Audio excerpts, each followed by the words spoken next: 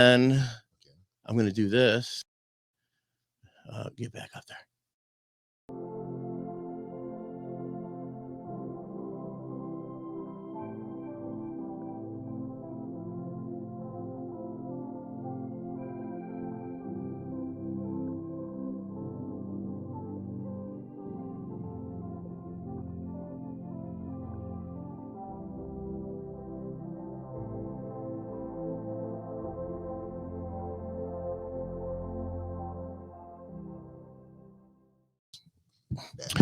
Hey, oh my God, we are here. We are on. We are live. That screen don't matter. This one does. So, whatever. We got WWJ Wayne Johnson with us today. Wayne. Did it actually show up anywhere? It will be there. Let's see, man. Maybe I should refresh that. Huh. Let's see what happens. We are here. Oh my God. Oh, it's doing the countdown on Facebook. See, that must be a little behind. Facebook is behind. Oh, jeez. That's okay. Everything else. If we close this one. Oh my God. Somebody just said, "What's up, homies over here?" Oh, hey. Hey, there's my. Okay. Hey, what's up? What do you want to do? You want to ask a question? Ask a question. Okay, we're on Pete. We're on. I don't even know. I'll take it. There we go. Awesome. Oh yeah, you're gonna get the yeah. Okay. So we got Wayne, man. Caroline Blue. Here now. There you go. Let's see, make sure it's on there. Oh, you're sharing it on there. Yeah, but for some reason it made it fucking friends only. I don't Where's John? You're funny. It's on the floor. That's funny. There we go. I don't have to be on my. It's a nice delay right there, so I can see my bald spot that's growing. But if you had caught me actually 4 months ago, I was starting to form a skullet because of what happened to me from COVID. So it's I'm still in the process. There's certain photos that I get taken where I look like modern day Gene Simmons, which is not. So what happened? Yeah. What happened with that, Wayne? Oh, COVID. Yeah. Well, basically, to kind of brush up on things, not to start everything on kind of a morbid note. Yeah, right. Unfortunately, my father passed away in 2019. I know. Sorry about that, man. I already heard that. Thank you. Yeah. And then my mother basically was helpless. So I did caretaking, and all the stories you hear about caretaking are absolutely true. I wouldn't wish that upon anyone, in the sense that there's just so much stress and pressure going on. But, it's my mother, family. To me, it's always been family first. Right. They are the top priority. So there's a lot of sacrifices I actually made to do that. Well, I was still trying to do acting and stuff like that. Anyone who sees like my chronology on my site, WayneWJohnson.com, which is shameless plug. Shameless, man. That was shameless. Yeah, that was a band, wasn't it? Yeah. And, you could see my acting just like took a nosedive basically, but that's fine. I would do it again in a heartbeat. But unfortunately, towards the end of this year, in December, me and my mother were starting to go through the effects. Now, I have a autoimmune disease called sarcoidosis, and there are some similar things. It's in my lungs. So I have, it's kind of hard to breathe sometimes. I get winded real quick.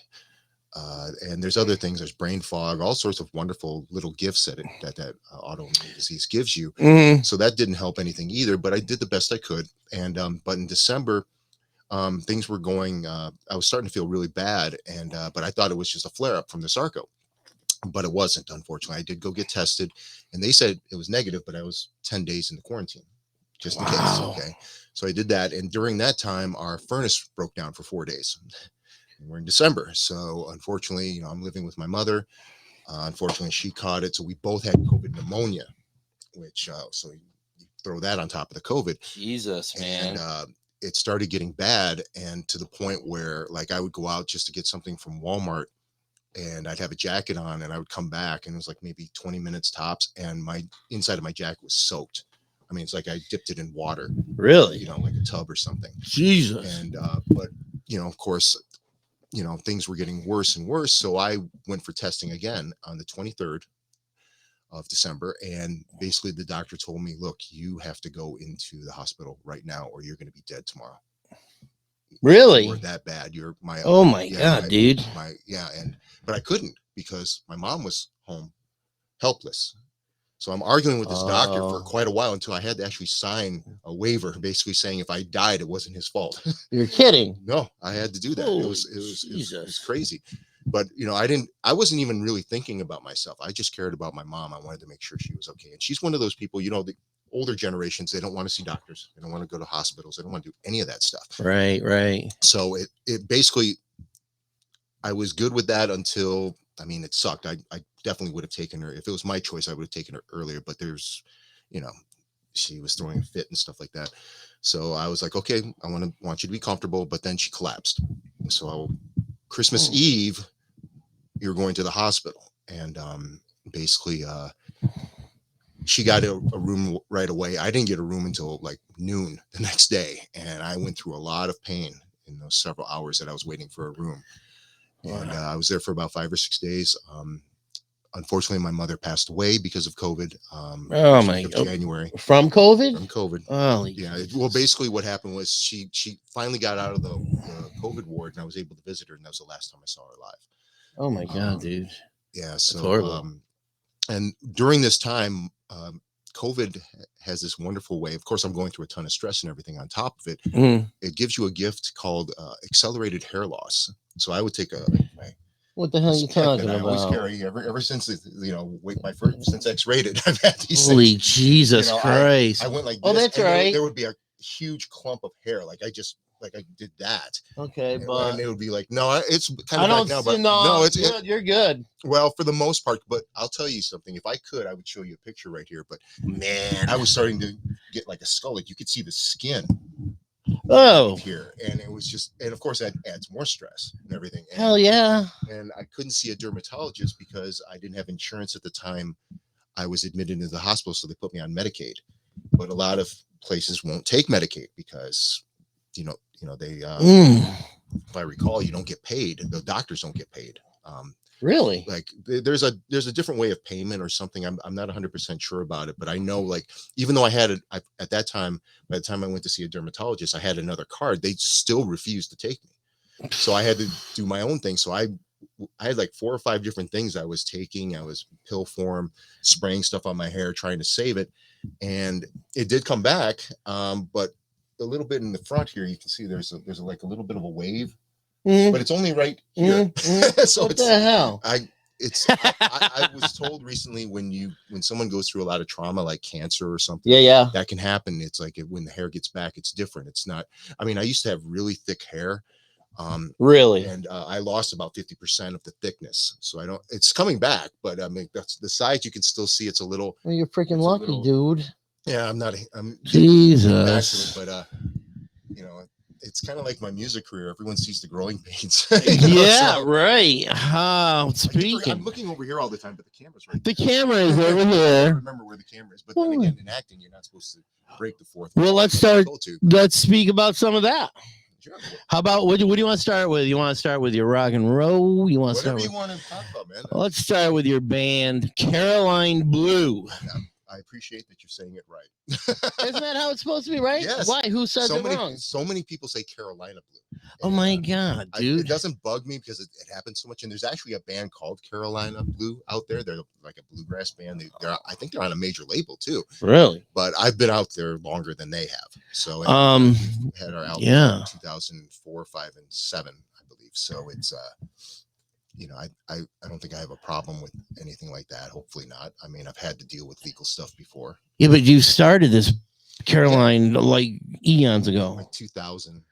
2001 was, I think, the end of 2000 or 2001 was the first show. And then we just kept going out to give you a reality check. The people in my band, like Juliana, for example, she's 24 right now. So that means when I started the band, she was 4 years old. How did you pick up on her? She plays bass, right? Yeah, she's our bass player. Okay. Well, what happened was, I wasn't really looking for a live lineup. I was more trying to concentrate on music videos and new recordings, and a lot of that I could do myself, to a point.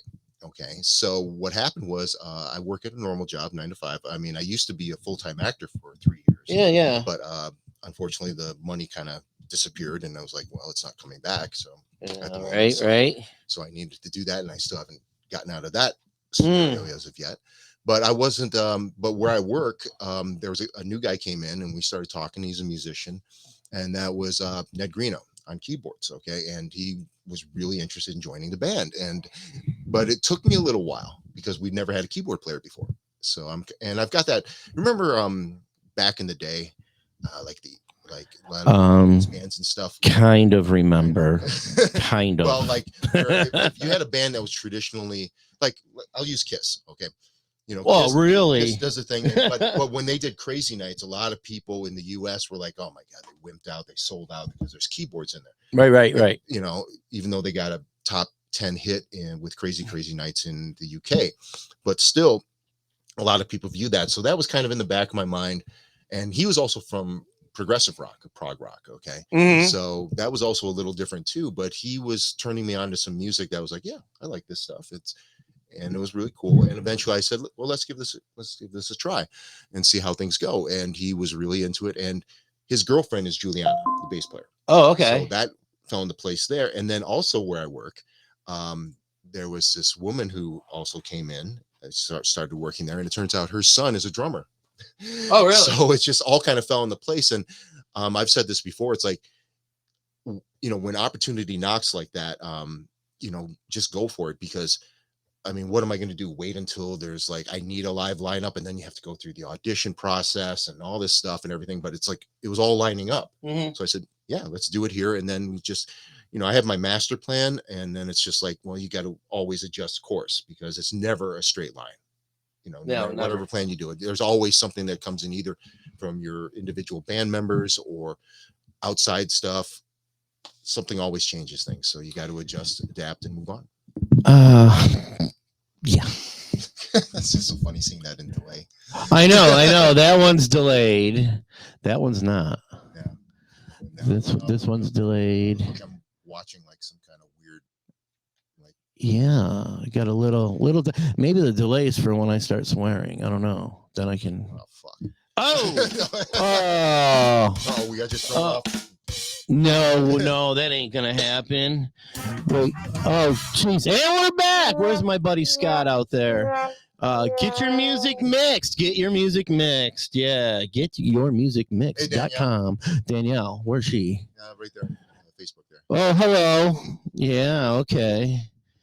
Yeah, I don't know. That's Twitch. It'll pick up too. Wait a minute. What's what here? I don't even know, dude. Here's the amp head.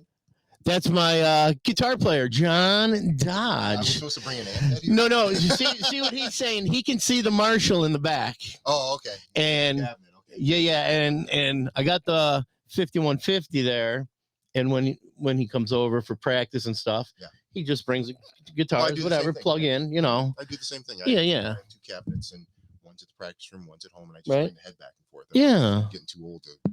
One of my lines back in the day with acting, they're saying like, what's, the difference between acting and music. And there is a lot of similarities, but one great thing with acting is I don't have to lug gear. I got doing that for me. So it's like, they really boost your ego when it comes to acting. I mean, you're known as the talent. So right there, you're really, and even like somebody's background, you're still known as the talent. Really? And it's like, and so you can see where some of the ego comes from. And I can be like, I'll be on set and I need some water. I'll go get it. Someone will come over and give me some water. Really? It's time for a drink. No shit. Wayne, go grab me a beer. Yeah. Well, I'm kind of the wrong person to ask about alcohol. I really, I don't. I know. So you never have ever. Oh, I have. Well, I've tasted some stuff. The first time I got drunk was, you remember Chris, right? Chris Quinn? Yeah. Quinn, yeah. For his birthday, that was what he wanted. And this is when I was really young, dumb, and full of cum. Back then. Still are, though. Not the cum part. Wait a minute. Oh, God. At least that's according to some of my exes.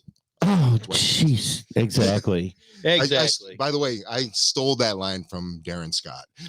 Oh, my God. He used to say that when me and Jeff were in Spider Babies together. He'd say that line, and unabashedly stole that line from him. So anytime I say that, which I say it a lot, I'm not giving any royalties to you, but it's Are like you talking I'm about giving Jeff, you credit. Darren Scott, yeah. Jeff Beebe, though? Yeah, I was in a band with Jeff Beebe. Oh, my God. Really? Yeah, yeah, and I Well, survived. dude. He's a good guy, man. Who is? I'll just leave it at You that. know what? Let's check in. You're gonna call him. I don't know. We're gonna see. He's gonna be like, oh, you know, I don't know. Let's see if he answers. He probably won't answer. Calling Jeff Beebe. He's probably watching, going, "F that dude." He's not gonna answer, dude. Oh, you suck, Jeff. He knows. He knows. Hey, Jeff, I mentioned you, so there you go. He's scared. You got your drop in, dude. You got it. It's pointing up there. It's supposed to be over here. I don't. Well, everything's black over here in this section, so it's like. Yeah, well, you know, hey now. Fan, so. Yeah. So, any gigs coming up? Anything in the works? Oh, just to finish the story about the lineup. You know, I was talking to this woman who was, you know, her son was a drummer, and that's Jay Woodard, and I think I'm saying that right. I always screw up names. Didn't he just get a new drum set? Yes, he did. I saw that. Oh, wait a minute. That's a Tama. Tama, is that how you pronounce it? I'm bad with that too. Yeah, Dad, I saw the kit online. I was looking at that same exact one. Mm-hmm. It's nice. It's real nice. It's a nice kit. Yeah. We're going to showcase that in a music video, definitely. Yeah. Probably the one we're working on right now, which is for a song called My Fingers, which would be on a new album. Parlaying that into, right now we don't have any shows at the moment. We're kind of just basically taking things one step at a time. So it was important to get this show out of the way. Obviously I got a ton of video to put out. There's already 3 videos out right now. There's Love Me. They're all originals right now. It's Love Me or Leave Me. The Queen of Pleasure, which the reason that one came out in part, that was an old one. I remember that one, dude. That was when we were in X-Rated. Oh my God, that was a long time ago. I recorded that in 2004. But the reason why is because we had a fan. His name is Robert Brady, who unfortunately around early September passed away from cancer. But he was a big fan of Caroline Blue. And that was his favorite song. So I wanted to make sure that was out there because I actually said on his page that I would dedicate the song to him in his memory. And his wife was like, yeah, I'd love to see the videos. So I wanted to get that out. Fortunately, the third video, and you might know this person. I know Jeff knows this person. And probably a lot of people from the Syracuse scene from back in the day remember her. The third song was a song called Stay. Yep. And I dedicated that to the memory of my ex, Jessica McGuire. Yep. Who passed away from cancer. Oh my God, dude. Yeah, in May. So this has been a rough year for me, and holy shit, a lot of stuff going on. But I'm still kicking. You know, so Japanese saying, you know, knock down 7 times, get back up 8, something like that. Wow. But I wanted that out there. So this Sunday, actually, just to do a little promo, I'm actually going to put out one of the cover songs that we did, which is basically the single version of Christian Woman by Typo Negative. Oh, Typo. Love them. I'm told that I can sing that very well. So we'll see. We'll all be together. Got to have that deep. That deep voice. What was that, dude? Peter Steele. Yeah. Loved Typo. Yeah, they are awesome. A lot of people don't know them, man. Yeah, a lot of people don't. They kind of have their niche. They have their, you know, their hardcore fans are extremely hardcore. Oh, big time. They're so into it and stuff, and I love their stuff too. And who said that? But, yep, it's a Tama. Who's that, man? Is it Tama or Tama?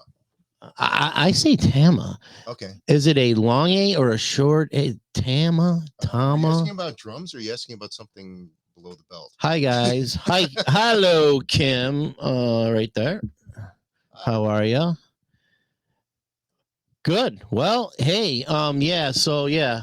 Hey, Kimberly, how you doing? This is Jay's wife. Who's that, dude? Anybody you know? Jay. I don't know. It's right there. I remember Typo Negative playing at the last. You know what?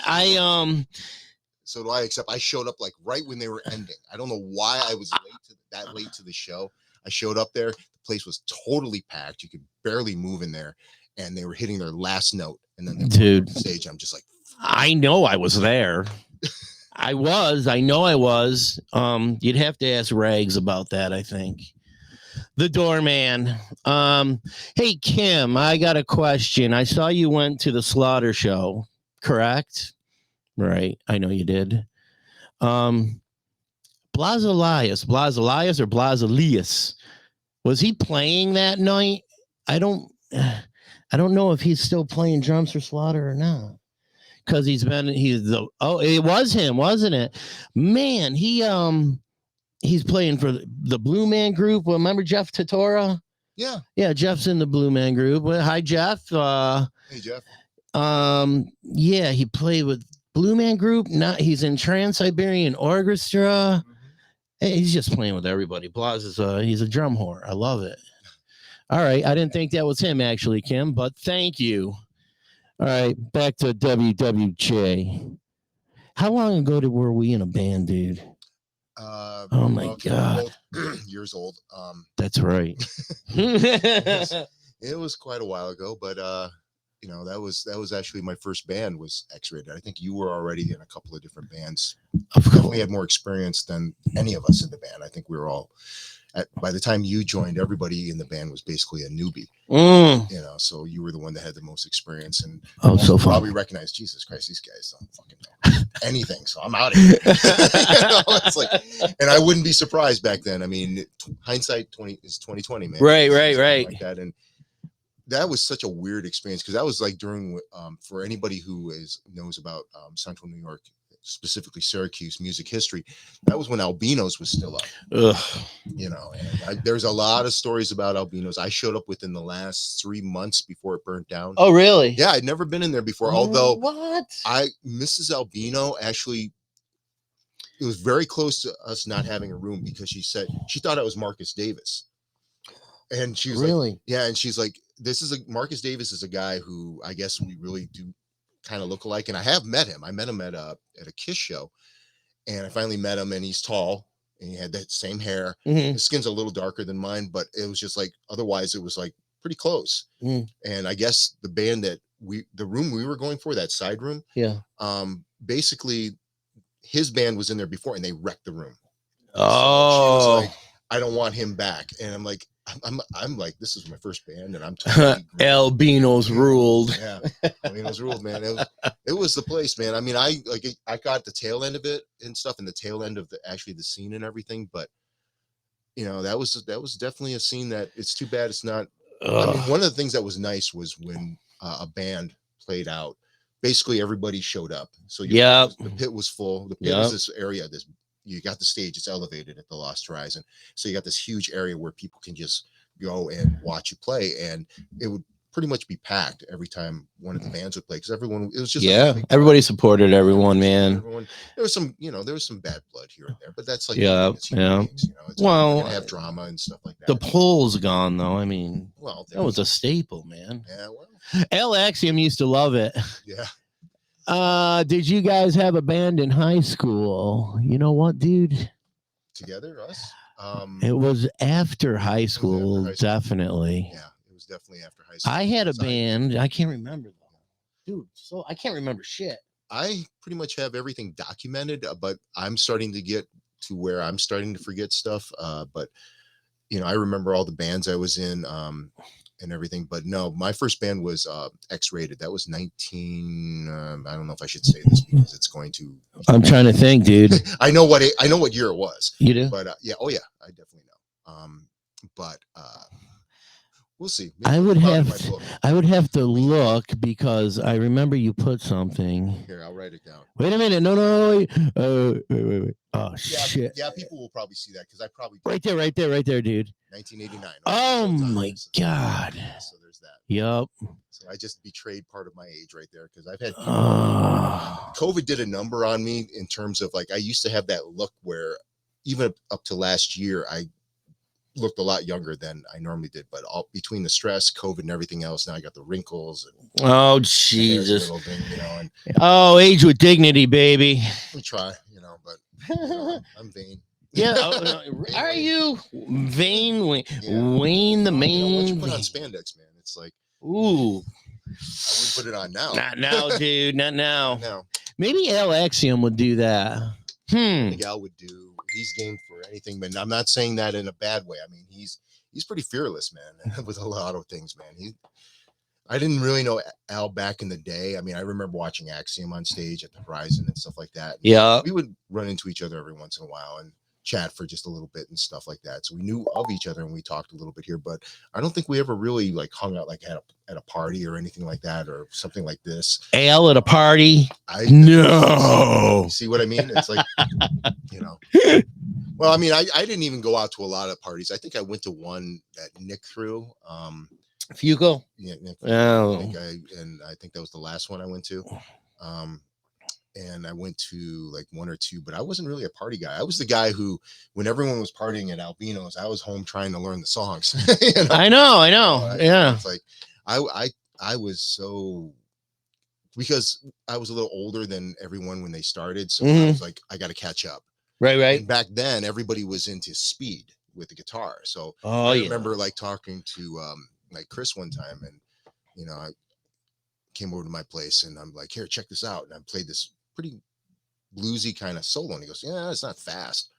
And I was like, oh yeah. Back then, when you're that age, you're very impressed. You want so it's like, okay. And all that. Yeah, so I got into all that stuff and everything, and I got to be able to pick pretty quick. It's hindsight, a lot of that stuff is just kind of stuff. Like my guitar player had there back when D, remember? Vampire D.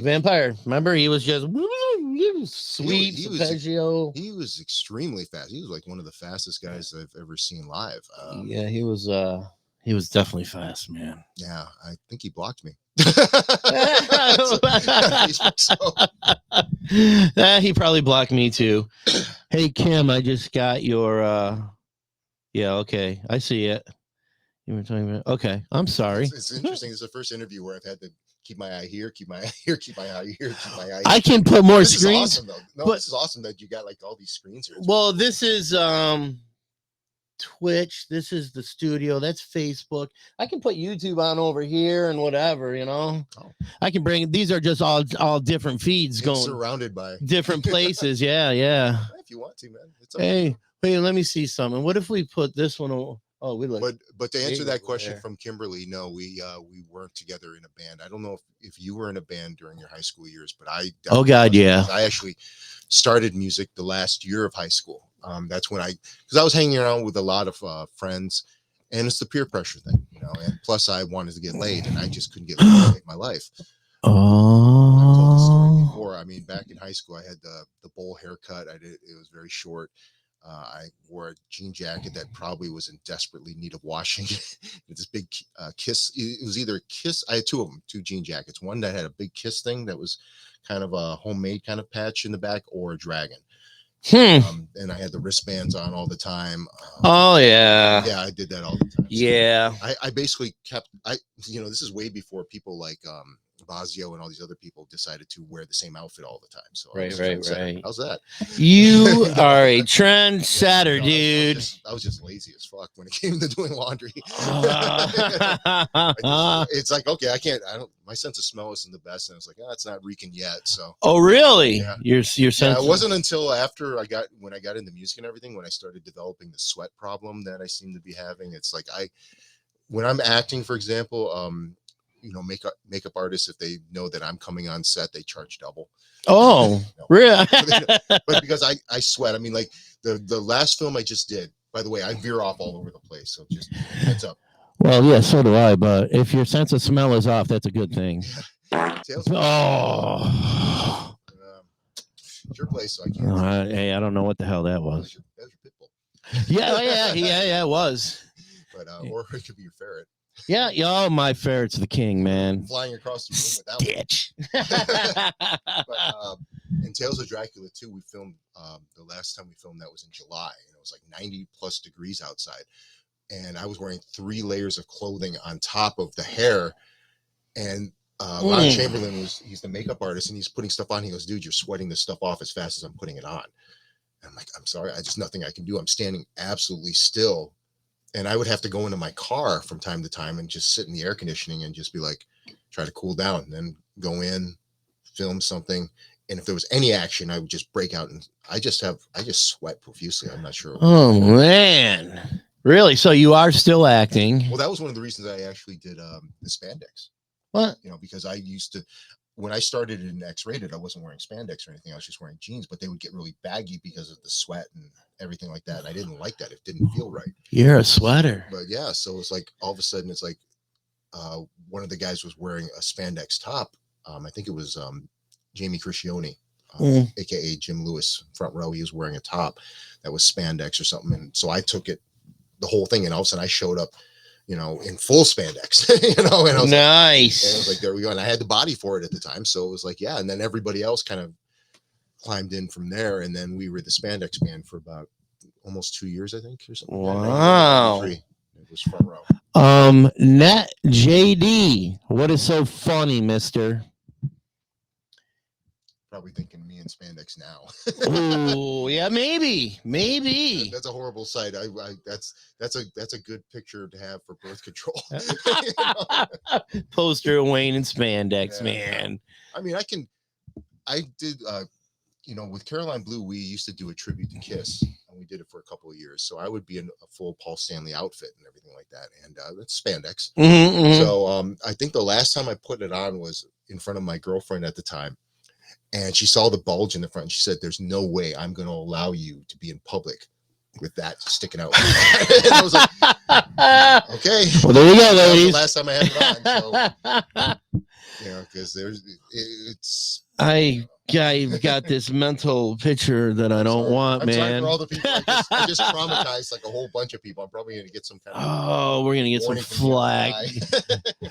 FBI? No, you won't. Don't worry about it. My kid, my older daughter, she'll take care of that. She's FBI. Oh, there we go. So don't worry about that. And if anybody, wants to give me any shit about that, I'll have my kid put you in a security booth up in Alaska. How's that? I know a girl who might be moving to Alaska. She's really hot. So really, yeah. So maybe. Well, maybe I'm. Of course, I'm horrible with women. So it's like. You are? Oh yeah. First of all, Jess said this to me. She was like, I was like, I said, I need to get hit with a brick to know that a woman's interested in me. I'm just basically like, I just think people are being nice or flattering and stuff. And she goes, yeah, I know. Really? I was trying to get your attention for a long time, and I just. No kidding. And then we, unfortunately, things felt. It was basically a starter marriage. We only married for a year. So it was like, really? Yeah. You were married for a year? For a year with her. One whole year. Holy shit. And then she got remarried to her husband, Sean. They had a kid. They had tons of animals, from what I hear. And she was living a good life. We were starting to kind of make peace, because it was a really bad breakup. Really? A lot of well, I've said in the past, out of the ashes of that came Caroline Blue. I just had to focus on something. And I was already thinking about Caroline Blue, but honestly, I was ready to give up music at the point I was married, because I was ready to say, okay, it's time. I tried. I was back in the day. Remember how it's not like now. Nowadays, it's like, it seems like you can go on until you're 90. Yeah, right. I know. Right. Okay. But back then, it was like once you hit 30, it was like, or 35 or 40, or definitely 40, but I'd say 30, maybe even 28 or something like that. I can't remember, but it was still relatively young. It's like you were over. It was done. Wow. Because they were going towards like 21, 20, and I think even at that point, maybe even 19 or even 18. That was where, if you wanted to do something in music, that's where you had to be at that age. And once you got towards 30, it was like, oh, you're over the hill. You tried. It's like, and I bought into that. So I was ready to kind of give up stuff and do the family life thing. And Jess actually was the one who was saying, no, don't do that. No kidding. You have a talent, and you really should be doing music. And so I have her to thank in that sense, directly and indirectly. because by the time we got to where the Ashes came Caroline Blue, we basically hated each other. Oh man, for quite a while. And but then time went by, things started kind of easing a little bit. I unfortunately I hold grudges. Oh boy, yeah, you're a grudge I'm a guy. grudge guy, but I'm not a drama guy, so I'm not going to sit there and go through online wars and all that stuff. I just remember. And to me, it's kind of like, and I could be wrong about this. I'm a work like everybody else. I'm a work in progress. But it's like, if there's too many people out there, when you forgive them for something, they just keep going, and they just, it's like, so you forgave them, but they just keep doing that to you or to other people. And it's Right. at some point you got to draw the line and say, look, okay, maybe down in the future, it's like, okay, well, this Wayne didn't, he's not letting this go. He's still pissed off at me and all this stuff. Maybe that'll help to change things around. And maybe because there's people that are just users, abusers, all that kind of stuff. And they just do this shit to people.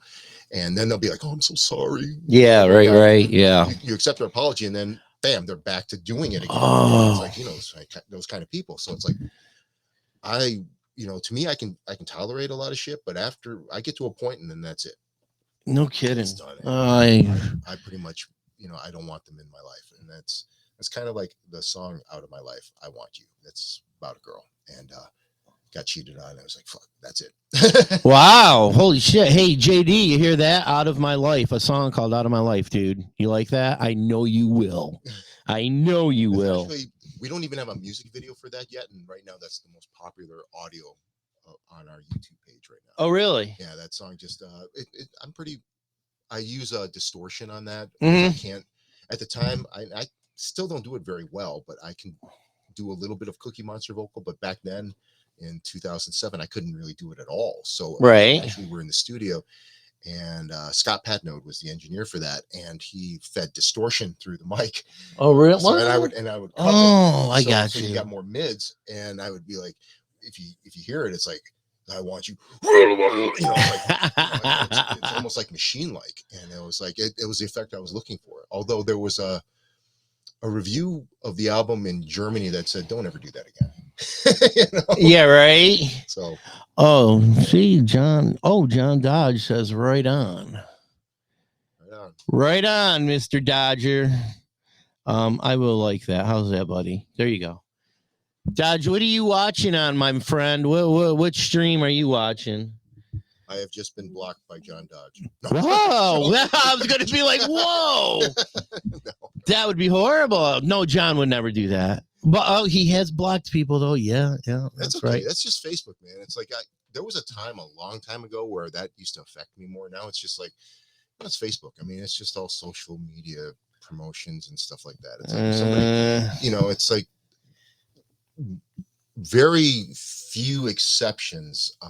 If somebody likes my stuff, great. If somebody friend requests me, doesn't matter how long I know them. I did that to you. I think it was like, hi, thanks for the ad. Right. Do you mind if I send you invites to my pages? Because I got flack for, like everyone else. What they do is they just send them without asking. Right. I always ask because I got flack. Somebody said, hey, bro, what are you doing? And I'm like, and it's like, yeah, you got a point. You barely know me. As somebody I met in in Arkansas when I was doing a film out there, web series actually. Really? And it was a Star Trek thing from the Federation. Oh, I did see pictures of all that. Well, there were two of them I was involved in. The one that was in Arkansas was the Federation Files, and that's Walking Bear, Running Wolf, and then the other two were up, still in New York, but up towards Ticonderoga, and it was more like Mind Sifter, and there was a vignette called "To Boldly Go," I think it was called. Gotcha. And the third one, I can't remember it. And it was a good one too. Think. Oh. The holiest thing. Hey, did you bring your flash drive? Yes, I did. What is on it? Is there anything? It's just my songs. You want to pull? You want to play one? Well, let's see if we can't do that. Yeah, you want to? I'll plug it in, see if we can. We can put it Out of My Life. It's on the. See, once I put the flash drive in, it should bring up the files on it. Better be here. Oh no! I had it in the car. You did? Oh. Oh, there's your ferret again. Oh my God! Wait! Shut your bitch ass up! Hey. Yeah, that's right. Let's see what's on there, man. We're going to. Oh, I gotta move my. All of a sudden, everything shuts down. Oh my hit with a god, dude, virus. that would suck. That would suck You because yeah. everyone would blame me for that. Well, I'm gonna put this thumb drive in, and All of a sudden, it has. it's. I was gonna say porn's gonna pop up on my screen or something, dude. We were in a band called X-Rated, so I guess we were. Ah, damn. Let me see what we got. Bring a stream from no. Share a video back and play royalty free music in your no. Presentation viewers. No. Let's try. What are you doing, man? saying hi. Hi, everybody. Actually, when I do this, it's kind of like my character in Dracula because Frank Langella, I think I'm saying his last name right, from the 1979 Dracula movie. He actually did something a little different as opposed to Bela Lugosi. Oh, What he was doing was like as a vampire, like kind of, so it's kind of bat-like, like their claws and stuff. So he would go like this, and so I adopted that for my character, my version of Dracula. Oh, I got you, dude. What are those two right there that I brought up? That's the album's name. So go to Not for the Innocent. Okay, let's go to that. Edited. Yeah. I don't either. What the hell? I don't know. Oh, well, Out of My Life is there. So it's edited. I put the wrong file in there, so there's nothing else in there except check. But you can put it on there. It's just going to beep out the fucks. That's all. Thing, so just put that one in. Well, let's see. What kind of file? Let's see if. See, that's a video. So let's try something else. Right. Let me see. You know what? I bet you if I go to the thumb, I can just go to the thumb drive on my thing and play it, man. John Dodge, where are you? Help me. John's he's an IT guy. He's like he's all over this There's no way to stuff. share this through like going on the Caroline Blue YouTube page.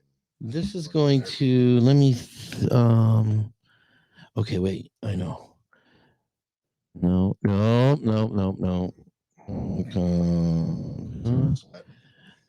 Oh yeah. Yeah. What are you sweating from, dude? I just sweat. it just happens, man. I'm not nervous or anything like that. It's just, I mean, this is doing interviews is Let's do this. It's a relaxed atmosphere, so it's very chill, dude. I'm one of those guys. I can jog in February with shorts on. Really? Those guys, or at least I used to be. I haven't jogged in a while since I've had sarco, but oh man, because that affects your lungs. So does it? Yep, it can affect actually any area. You can actually die from it. If it gets that bad. But sarco can actually go into if it goes into your eyes and it's bad enough, it can blind you. Jesus. To your kidneys, then you can lose. Look at that, dude. What do we got here? Oh, there we go. There's a bunch of songs. What do you need here? Go to track number. Oops. Hey, what is that? Oh, there we go. I don't know. Number 6. Numero 6. This one, Out of My Life. Out of My Life. John Dodge. I think you're gonna like this one. So we're gonna play it for you. Let's see. Let's see if it goes through. That would be nice if it did. We're sitting here listening to it, and it's like, yeah, this well, you know what? Well, you know why? Because I got to do this. Oh, you got to start over again. Yeah, we'll start it over. And I'm thinking this right here. That's all the way up. We're coming out of. Yeah, we are. Who's that? Oh, I don't need that on there. John Dodge, where are you? Let me see. The tech guy.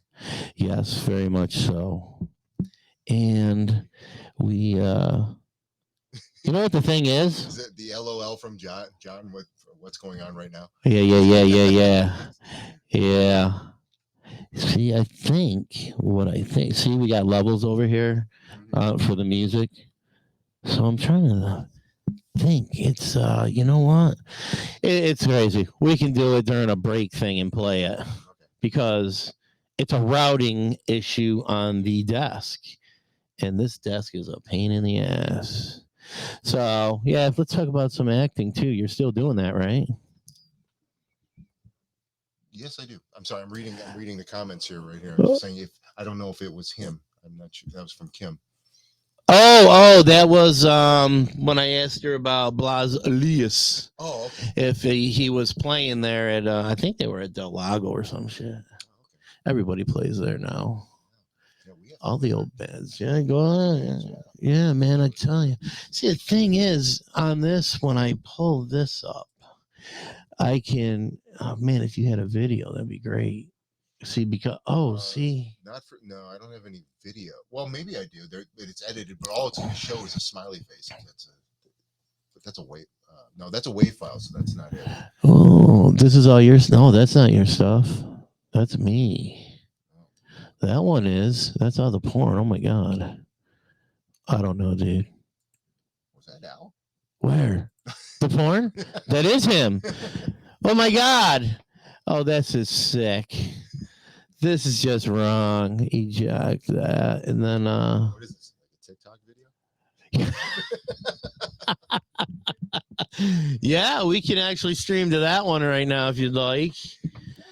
I don't have a TikTok account, so go for it. Oh, you don't, man? Oh, no. Dude, you got to get on there. I got so many social media. Dude, I know I've been told got to on there, but I'm just concentrating mainly on Facebook, Instagram, and YouTube for the most part. Maybe a little bit of Twitter. Actually, believe it or not, I actually have some feedback from LinkedIn of all places from both myself and. Oh, okay. So there's that, but it's mainly those three.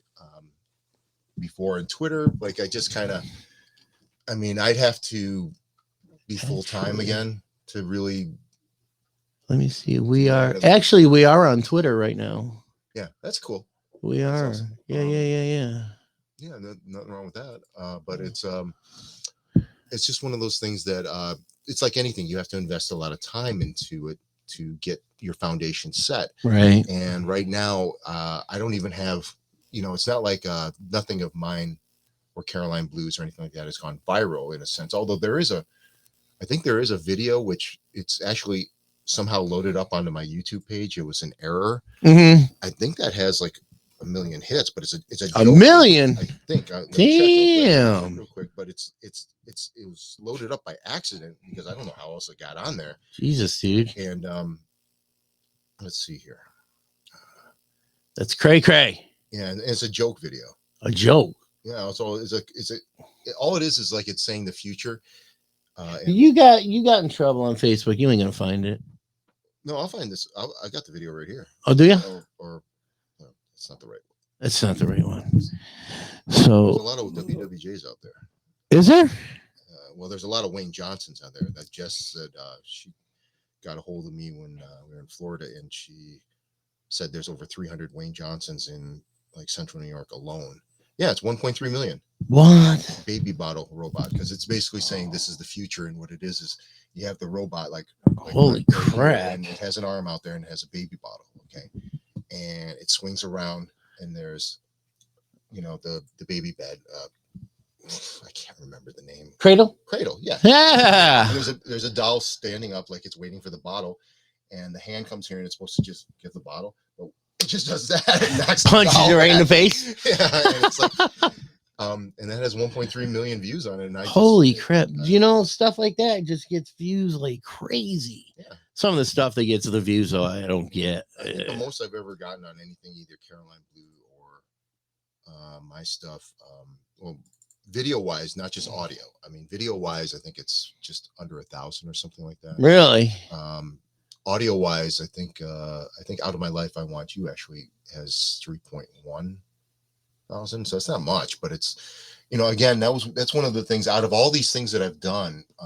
The one I primarily focused on was Facebook, and then Instagram in a way, and then I kind of screwed up with Instagram, and then now it's working with YouTube. But YouTube, you got to be constantly cranking out content, big time, at least once a week. And with my schedule right now, it's hard for me to do that at times. Facebook, I've got a pretty decent following up there. So your personal page, you can only have 5,000. So yeah, right. I'm at 4.7. So Jesus, it's not bad. And, no. And but going back to what he was saying about got in a little trouble with Facebook, I got restricted. I couldn't go live, and I couldn't do any ads for like 26 days, and right now I've got about 24 hours to go before those are lifted. And the reason why is because they have a thing called Facebook Memories. Okay, it pops up and they'll show your posts from the past on a certain day. So there was a joke that was on there that I posted on Facebook like at least 5 years ago, maybe more. And I thought it was funny. So I usually, what I'll do is, since it's not on Instagram, I'll repost it on Instagram and then share it. So that it's like, haha, funny. And I did that. And as soon as I did, I got flagged because what the joke, it's a text joke, and it's a simple joke. All it's saying, it's like, I'm paraphrasing here. Okay. It's basically saying, okay, it's that time of year again. I'm kind of short on cash and everything. So here's the deal. Okay. $5 if you want nude pics of me, $25 if you don't want nude pics of me, which means I'm going to send them to you. So you got to send me more money. Oh my God. Like that. But they flagged that, and it's like, it came from Facebook Memories. I posted it before, Really? and then I disputed it, and then they said, the hell with you, it still says nude pics. So as soon as they restricted me right there. And I was like, okay, I don't use live at all, and ads I do, and I kind of used it a little bit for the contest that I was just in, Faces of Horror, not to buy votes or anything, just to make people aware. It's just because all you can do is you can just buy an ad and just say, hey, this is what I'm doing. If you want to vote for me, vote for me. That's all I did. Yeah. And I actually got a bunch of votes, but I couldn't. That was early on in the contest, and all of a sudden that got knocked out. So it was like, I still did well. I mean, I'm going to post this later today. They just had a elimination round on the groups, and you had to be number one in your group. There's several groups. And I got up to third place, and then I got knocked out. But it's like I started at like 197th place, so that's not bad. Really? Not bad. No kidding. Not bad. So, and a lot of people voted for me, and I really appreciate it. Plus, there was a part where you could buy votes, and part of the money went to the B Plus Foundation, which is a foundation that helps with cancer research and also treating and helping kids who have cancer. So also to help them deal with it and to go through potentially their last days. Yeah, right. And stuff like that. So it was a very worthy cause. So, and there's several people who donated, and I definitely appreciate all that. Just the voting part, let alone the charity part. That's awesome. Yeah, it is. But unfortunately, I didn't advance any further. But that also means I don't have to do any promo for it anymore. Well, in a sense, I would still do promo for the B Plus Foundation, but I mean for myself in the contest, because the only other way you can get around the ad thing is to do an event, right? But I've got like 4.7 thousand friends, so and you can only do blocks of 50 at a time. So you're sitting there going 1, 2, 3, 4, 5, 6. Really? And then once you get past 2,000, it's like, okay, you got to scroll. No kidding. Scroll and get to where you can check the boxes off, and after a while, your finger starts hurting because it's like, God damn. Right. I gotcha. Danielle, whatever. I don't care. What did she say? I'm getting messenger things about you got 31 unread messages. Oh wow. I don't know, man. What are you doing with this hippie, man? Get him off. Get that wig off of him. Oh, you said you were bald, dude. Yeah, they're all gonna get there at some point. You damn Skippy. You Skippy, man. Your hair back then. Oh my God. Suspenders and stuff, man. Oh, dude. Yeah, there's a picture of me and Sean Salerno out there that is just horrible. I might have some pictures. I still haven't put up a ton of pictures, but I will say, for the people out there who want to see Pete and his glory from back then, go to Cindy Kingsley's page, and she's got 4 or 5 albums of Lost Horizon pics from back in the day. Really? There's a bunch with him in there. There's a bunch of There's a bunch of pictures of a close up of my ass. Of all things. Oh, nice. I'm going to that page right now. Then nice. She's got great stuff. She used to. I remember her. Her and Terry Giarusso. Yeah. They used to take tons of pictures of everybody back then, and even then, like sometimes I'll put a picture up and Terry go, "Is that one of mine?" And I'd have to go check because I try to label everything, and I want to make sure everyone has credit and stuff. So I just noticed I'm this far away from the mic. You're good. That's good. Okay. Yeah, you're good, dude. I think I would know because I try to sing, so I think I would know.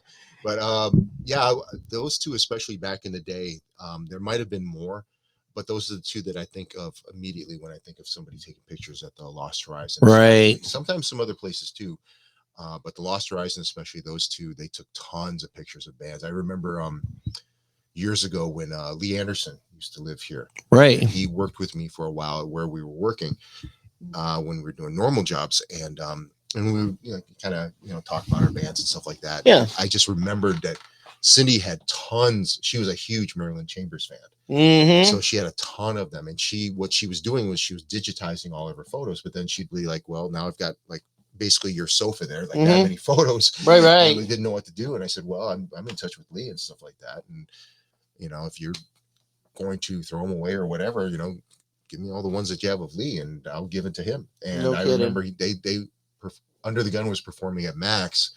And I think it was after the show, and I just met him backstage or just outside, and I had this cardboard box like this. I said, here you go, dude. Really? And I just gave it to him, and so he loves all that older memorabilia, man. He loves it. Yeah, that was like, I think we all do to a degree. Yeah. People, but it's part of your past, and it's part of what made you, good or bad. It's part of what made you how you are right now. So you might be better, but you might be worse without that experience. Oh, I'm definitely better, man. Yeah. Oh, So, yeah. Well, hey, dude, man. You were styling and profiling with those suspenders, man. Were those rainbow colored or something? No, yeah, like Mork, man. Yeah, like Mork. Exactly. Exactly. I keep looking up here, but it's like, like Mork. I mean, that was. Yeah, but man, you were styling and profiling, man. Oh God, I wish I was still like wearing either jeans or leather, but you had that whole thing. I never got too blonde. If I was wearing spandex, it was mostly from the waist down. It was always black, and then I would have like a satin like vest, and it would either be red, black, occasionally white, but it was either red or black. I pretty much stuck to those colors, and I didn't really veer off. Right. I didn't get into the zebra spandex or. No. Those people who like. They look like a fashion disaster when they got so many different colors on them. It's like, you're being blinded. It's horrible. Yeah. Well, it is what it is. I definitely had a great time in my spandex era. So I did too. I was with some beautiful women. I grew up. They made a man out of me. Well, so they were all beautiful after enough drinks, but now they are my picture. So. Oh my God, dude! All right, let me see something. I forgot the number. The number? Wait a minute. Is that Mr. BB? Yes, we're gonna put him on. He don't even know he'd be on. Watch this. Hello. What's going on, Peter? Who's this? Why? Oh, is this Jeff Beebe? No. You are live on the air with WWJ. Wait a second.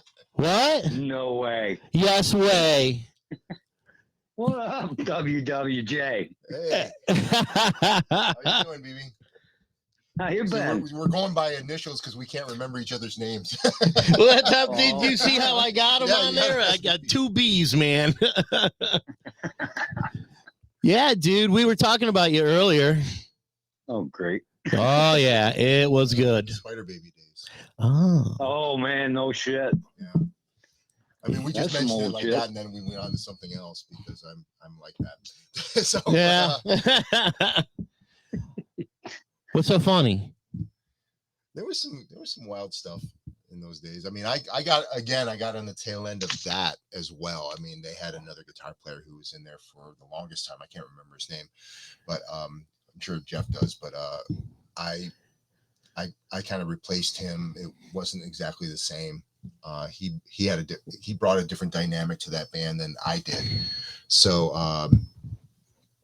and then shortly after, it wasn't too long after that, we had our last show per se, and then parts of that band formed Dogs on Mars.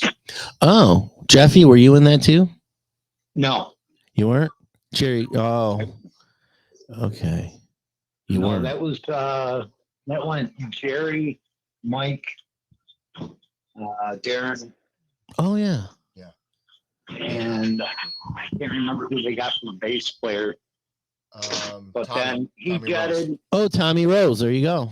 Tommy Rose was, I think he was the second or third one That could in be Dogs on Mars. That could be. Alan Sneed was in there. He was in the mix. Oh, really? Where was Alan Lachlan? Yeah. Now you're gonna get him calling in and What's wrong, dude? start a huge battle here. Oh yeah. So Jeff, What? Shut your bitch ass up! Okay. well, you called the show. What do you want? Well, you called me. Hey, you didn't answer, so we said the hell with you. We need somebody that's gonna what? Moving on. Yeah, that's right. We moved on. We were done with you. No, that's who's Net? Net JD. Saying, what's up, Jeff? Oh, Jeff. BB, Mr. Net JD says, "What's up?" Mr. Who? Net JD. Net JD. What does JD stand for? You. The last time I did something like that, I got blocked. Well, it is live on a bunch of platforms right now with video, Jeff. Yeah, this is awful. I don't see no cameras around here. Well, all you got to do is go to my Facebook page, Twitch, YouTube, whatever. He's got a picture of you on his ferret. Wandering around here. Oh. Jeff left the room last week and was gone for quite a while. And I went out there and my ferret was missing. Where were you and what were you doing? 21st century, you know, if you want that as you can choose your partners of choice, you know. So Don't judge. nothing wrong with that. Yeah, that's right. How'd you know? Uh-oh. You hear that? Your dog's jealous now. Yes, he is. You're breaking up, dude. You're breaking up. It's your phone. My phone. My phone's perfect. Yeah, okay, dude. So, Wayne, What? what the hell is going on, man? How you been? Not There you bad. go. Not bad. Just taking it one step at a time, one day at a time, man. Just trying to. It's been a hard year, but yeah. Actually, you heard about Jess, right? I did not. No, she passed away Oh no. in May from cancer. Oh my God. Yeah. Oh, poor husband. Yeah, from what I hear, he's going through he's still pretty traumatized by it. I just found that out through a mutual friend. We were talking, it got brought up because the song that I just put up from Caroline Blue last Monday, I think it was a song called Stay. It was a ballad that I had written about her when I was married with her and when we were breaking up, and I just dedicated it to her. And it was like eventually after that, you know, I forgot where I was going with that, but that happens when you get older, man.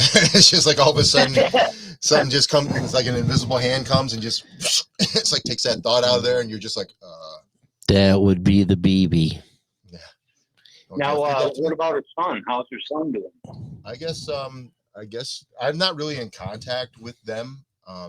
Oh, okay. But I did see both of them at the calling hours. Okay. And stuff. Oh my God, that's horrible. Yeah. So Well, let's have Jeff BB a question. no, me and Jeff never did anything. I wasn't gonna say that. That's sick, man. 21st century, man. If you can do ferrets. Oh, You know? bam, I love dude. ferrets. Excuse I me. love ferrets. Oh, I know you do. And ferrets love you. And yes. I love ferrets. That's why mine's always missing. He's never missing. Yeah. So, He's a good dude. That's also, by the way, anyone who wants to know about you know, back in the day with Pete here, no. he's the first guy No. I ran into who was constantly saying dude, and I kind of picked up on that. Dude, he was dude. constantly saying dude so much, and it just rubs off on you. Everybody is. I told everybody, man, up till I'm now. pretty sure that's where I picked that up. Oh, dude, no doubt. Yeah. I still does it. still. Yeah. Jeff, Yeah. what are you doing? Are you in the bathroom? Yeah, There's a lot of reverb out there. Yeah. Sorry, I am on parch and I am taking care of my blood pressure medicine. Give me. Well, we know what that is. Yep. All right, man. If you ain't got anything good to say, we're gonna let you go. No, What? you. Well, you ain't got shit to say, man. No, I really don't. My life's pretty uneventful. I'm sorry to hear that, Jeff. Wayne, it's just one of those things. Yeah, well, YouTube can cure that. Hey, Wayne, best of luck on Caroline Blue, man. I hear you guys are knocking it. Yeah, it was a great show, man. Hopefully our two bands can do some shows together sometime in the future. It'd be great because then we could actually just do an all original show. We wouldn't have to. That's right. Because Oh, you know how it is, or it's even worse than it was back in the day when Caroline Blue was playing almost every weekend. It was like we played the game, where it was like 50% covers, 50 originals and stuff. Right. And in some places we did really well with that. And then if we would branch out, like when we played a gig in Connecticut, we had to play all, everything we could do because all the other bands canceled. It was in December, and it was my God. we made the trip and did all that. So we played in front of a handful of people. I'm not ashamed to say some shows we've done, there's been a ton of people. There's some shows where there's nobody. I mean, every band goes through that at some point. But God, yeah. Oh God, yeah, no doubt. Yeah, so it's and it would be nice to. When this lineup came together, we were like, gonna try to like all original again, like you guys, and stuff like that. But then we finally got a gig, and it was like, well, they really would. They usually book bands that have covers, and it was the only thing that we had on that was kind of close to getting a gig, and we needed the gig. Right. I wanted to reestablish the band on all fronts, so to speak. So, and there's some people, like I said, in my delusional mind, the band never really broke up or went away. Right. I was still working on stuff individually, but I know for a lot of people, it was like it's been dead since 2013. So I was like, okay, so it's important to kind of get out there and do at least the show. And then after that, now we'll work on the next thing here, and then eventually do more shows. And hopefully we're going to do some shows with you guys, man. That would be great. I mean, there was talk about that last one at Westcott. Yeah, at the Westcott. Yeah. Unfortunately, that fell through. There was I don't know what the hell happened there, man. Really don't. Had a contract and everything too, so yeah. So if we played with you, would we have to sign a contract too? I don't believe so. Maybe with us. I don't know. Have to figure it out. I'll show you what it looks like from there. I've still got it. I saved it because it's one of those contracts. It's written in like a serial killer. You play here. Yeah. You no pay. Right. Exactly. Jeff. Yeah. He's taking his blood pressure medicine. Hey, God bless you, man. I mean, we're all getting older. We're all breaking down in various ways. Every day, man. It's like we are. We're taking.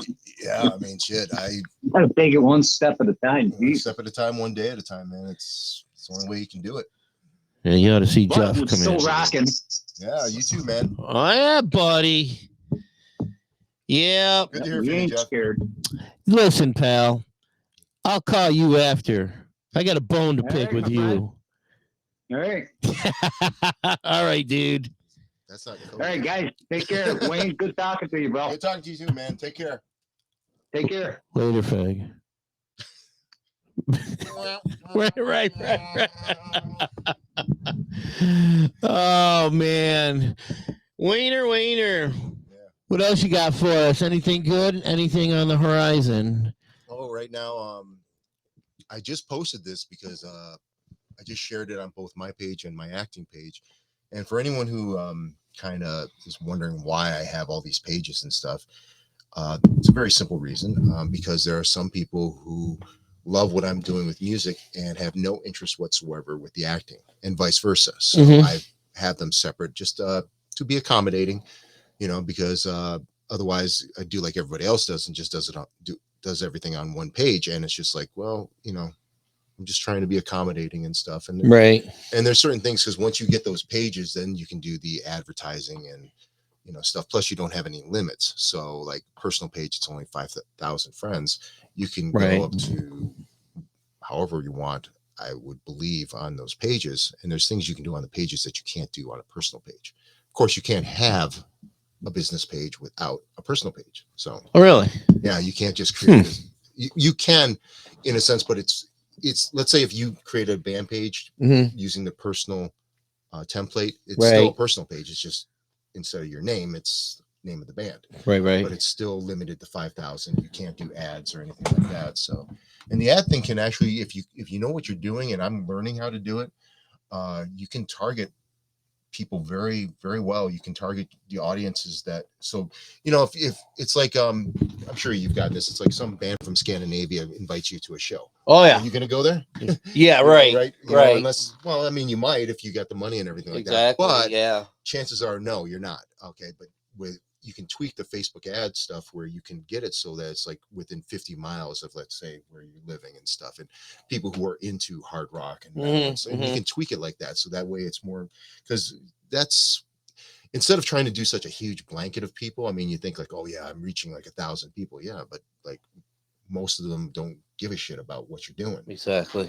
So it's better to focus on the people who do give a shit about what you're doing or potentially do, than just somebody who's like into Kanye.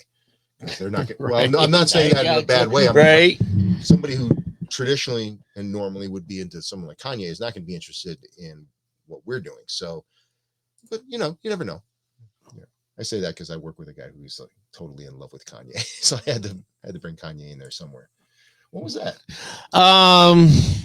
Community standards. I said Kanye, and that got the thing. I don't know. He's not on the good side of the morality police at the moment. No, so it's like maybe. Oh man. He actually said. Well, let's leave it there. Okay, leave it alone. I guess. Who cares? Politics, so. Everything, man. All of it. But I just put up on both my pages. I guess they're the second Tales of Dracula, which is called Tales of Dracula. Dracula meets the Wolfman. I call it just Tales 2 because saying that numerous times in a row gets your mouth goes like. Yeah, right. Whoa, look at all the likes coming in. Yeah, they're doing editing, and right now, so I just posted on both my page and my acting page that short clip they did, and it's like me doing a stare down, and it's actually, you can see where my hair back in July, it was worse than it is now. You can really see, but the thing is, the wind's blowing. It's kind of like a storm, so it kind of adds to the effect. Because I was kind of concerned about that because I'm a big continuity person. I mean, like and what that means is if you're acting and you don't do everything in one day, okay, even a music video, I mean, unless you're just doing a simple one, and it still could take up to 15 hours. I just did 2 days, 10 hours each for the music video we're doing, and that's more like a short horror film. We haven't even done the band stuff yet. Right. It's just all the other stuff. So that takes even longer. But, if you come in one day and your hair is long and all of a sudden you just decide on a whim and you're still filming and you go, oh, I'm going to chop my hair. A little bit of a continuity issue. Okay. So you don't look the same and they're still filming. Okay. That's an extreme example, but some people do weird things. It's like even little things like, if you're not wearing, if you're a woman and you're not wearing the same kind of makeup, for example, that's a continuity issue. And most people who are filming, they are really strict about that. Some don't care. Music video, you can get away with a lot of stuff, especially if you're aiming towards like trying to do something like the 80s and stuff, where a lot of those music videos just made no sense whatsoever. No. Remember that old video by Men Without Hats? Oh my God. They were in the desert. Yeah. Basically what happened with that is the thank you, Stephanie. Can't wait to see how the music video turns out. That's our drummer's husband, actually. Oh, okay.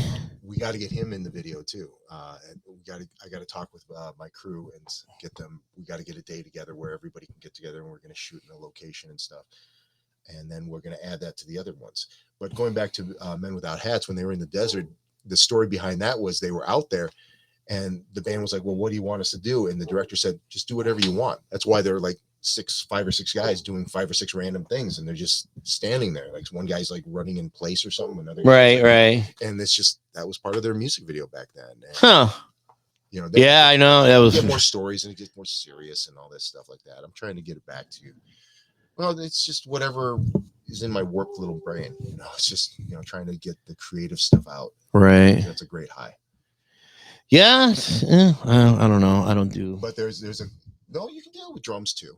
You can do that very much with drums. Mm-hmm. I you know, it's like, I mean, I mean, there's, especially with the triggers and the pads and stuff like that. Oh yeah, you know, yeah. and everything, and especially these days where you got stuff like Easy Drummer, Superior. Oh Drummer, God, yeah, yeah. They're getting closer. They're getting a lot Dude, closer. the sound is insane. Yeah, they're getting very close. Easy Drummer sounds insane. Yeah, I got that, and it's like, it's great. There's some great stuff, and they make it so easy now.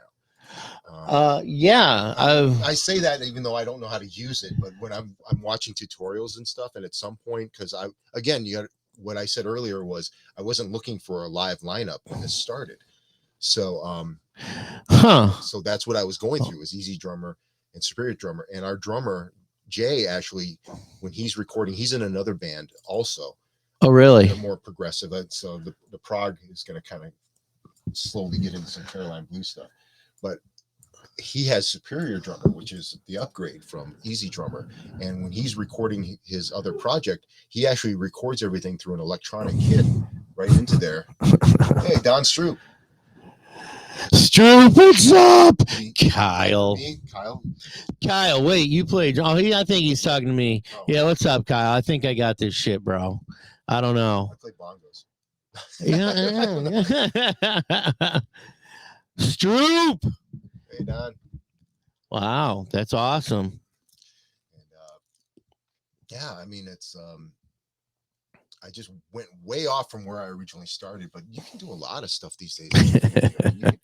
You know, it's like, oh, there he is. There's Don. There's the Stroop. Hey, Don, man, what's going on, dude? Oh, dude, man, that's so cool. I noticed for some reason hey, there he is. Okay.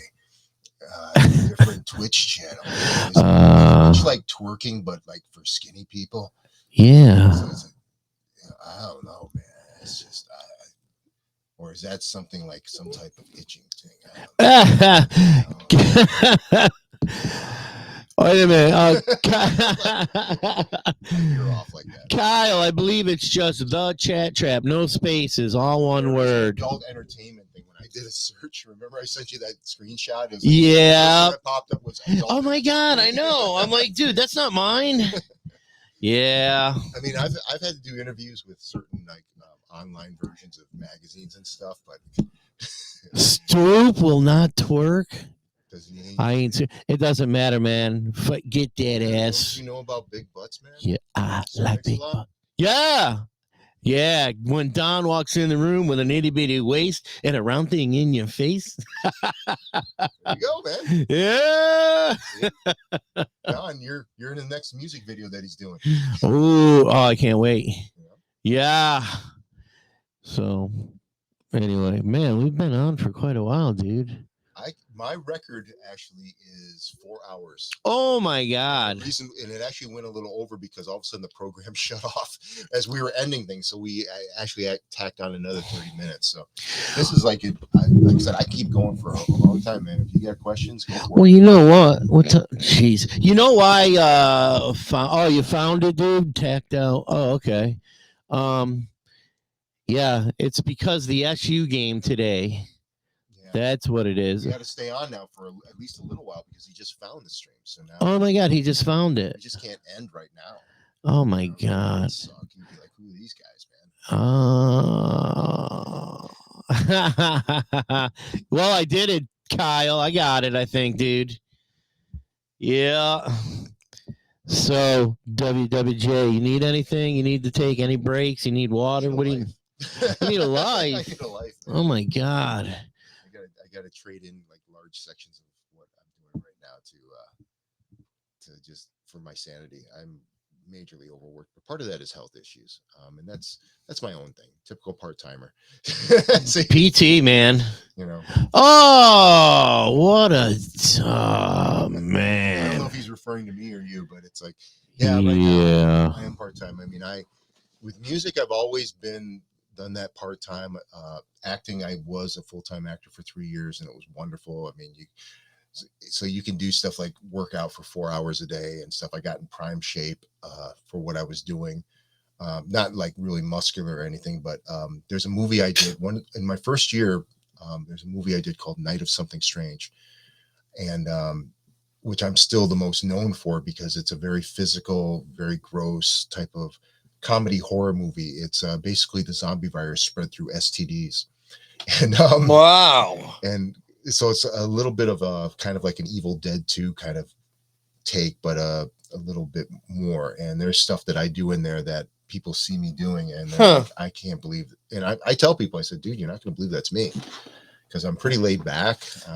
I don't really cause a lot of trouble, at least not. I don't intend to. Man, that character I play, his name is Cornelius. I mean, the first 5 minutes of the movie, I'm bopping a corpse. Really? Right? Yeah, right when you start off, that's how you do it, man. And No shit. and she's there, she's all naked, and I just do my thing. And Really? yeah, and Well, where do you find this? Night of Something Strange. There's still, I think it's on Apple. It's on it was on all sorts of stations. I mean, Really? It was on Prime, all that stuff. You're not naked, are you? No, but there's it's weird. There's actually not a lot of nudity in the movie. Well, There's a lot of gore. There's a lot of gross out stuff. There's a ton of toilet humor. Toilet humor. Yeah. Someone gets shattered in the face. Oh. Yeah, like that's, well, he was sleeping, so he didn't make that noise. There's like you see vaginas with teeth, Oh my.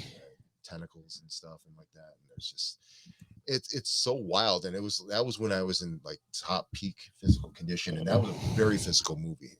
Anyone who thinks acting is glorious, it can be, but there's times where you're really I mean, there was one thing, it's not in the behind the scenes thing, unfortunately. It's like I'm running, there's a couple in a car, okay, and the camera is on the passenger side, so it's facing the window, the driver's window, and I'm way in the distance, and I come sprinting to punch the window, and I was like sugar glass, and sugar glass can cut you, by the way. I found that out the hard way. Really? I had scratches right here, just little ones, but yeah, you know, maybe it's just me because I tend to injure myself.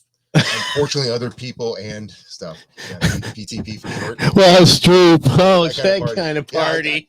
Yeah, but the thing was, I was running, and I found out really quickly that you can't stop on a dime when you're running full sprint, and I'm wearing work boots on top of it. Really? So I slammed heavily into the car, and I did it 4 times. And then I broke off the side mirror, and it was a rental car. It was like a Ford Mustang. Oops. And, Did you have insurance? I think we got it somehow fixed with some kind of gorilla something. Gorilla glue. Or something. Yeah.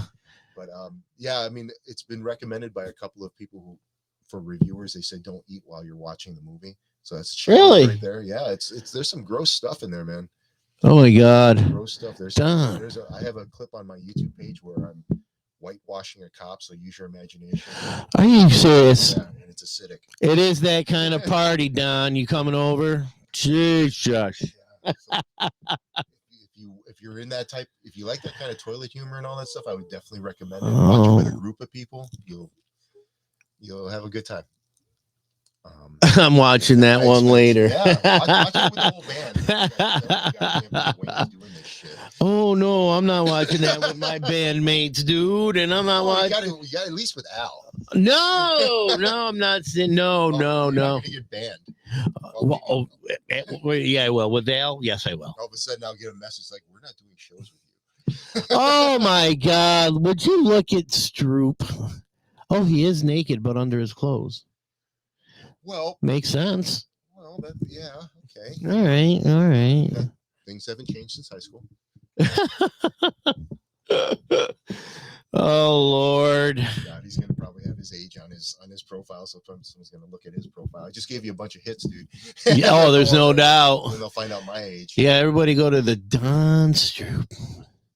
Not Dan Stroop, although he's a cool person too. Yeah, his brother. Yeah, awesome. So, right now, that film, I know they're in the process of editing Tales of Dracula 2. I don't know when that's going to be released. I would definitely say by October of next year, but maybe sooner. because initially I didn't know they were able to edit because there was a complication on that end. But obviously he's editing now because I got the clip and it's up on my page and my acting page. And so there's that going on. There's a couple other films I've done that still haven't been released. There's a movie by the director of Night of Something Strange. It's called Johnny Z. It just made its debut at a film festival down in Virginia. Really? Right now it's on the film circuit with that.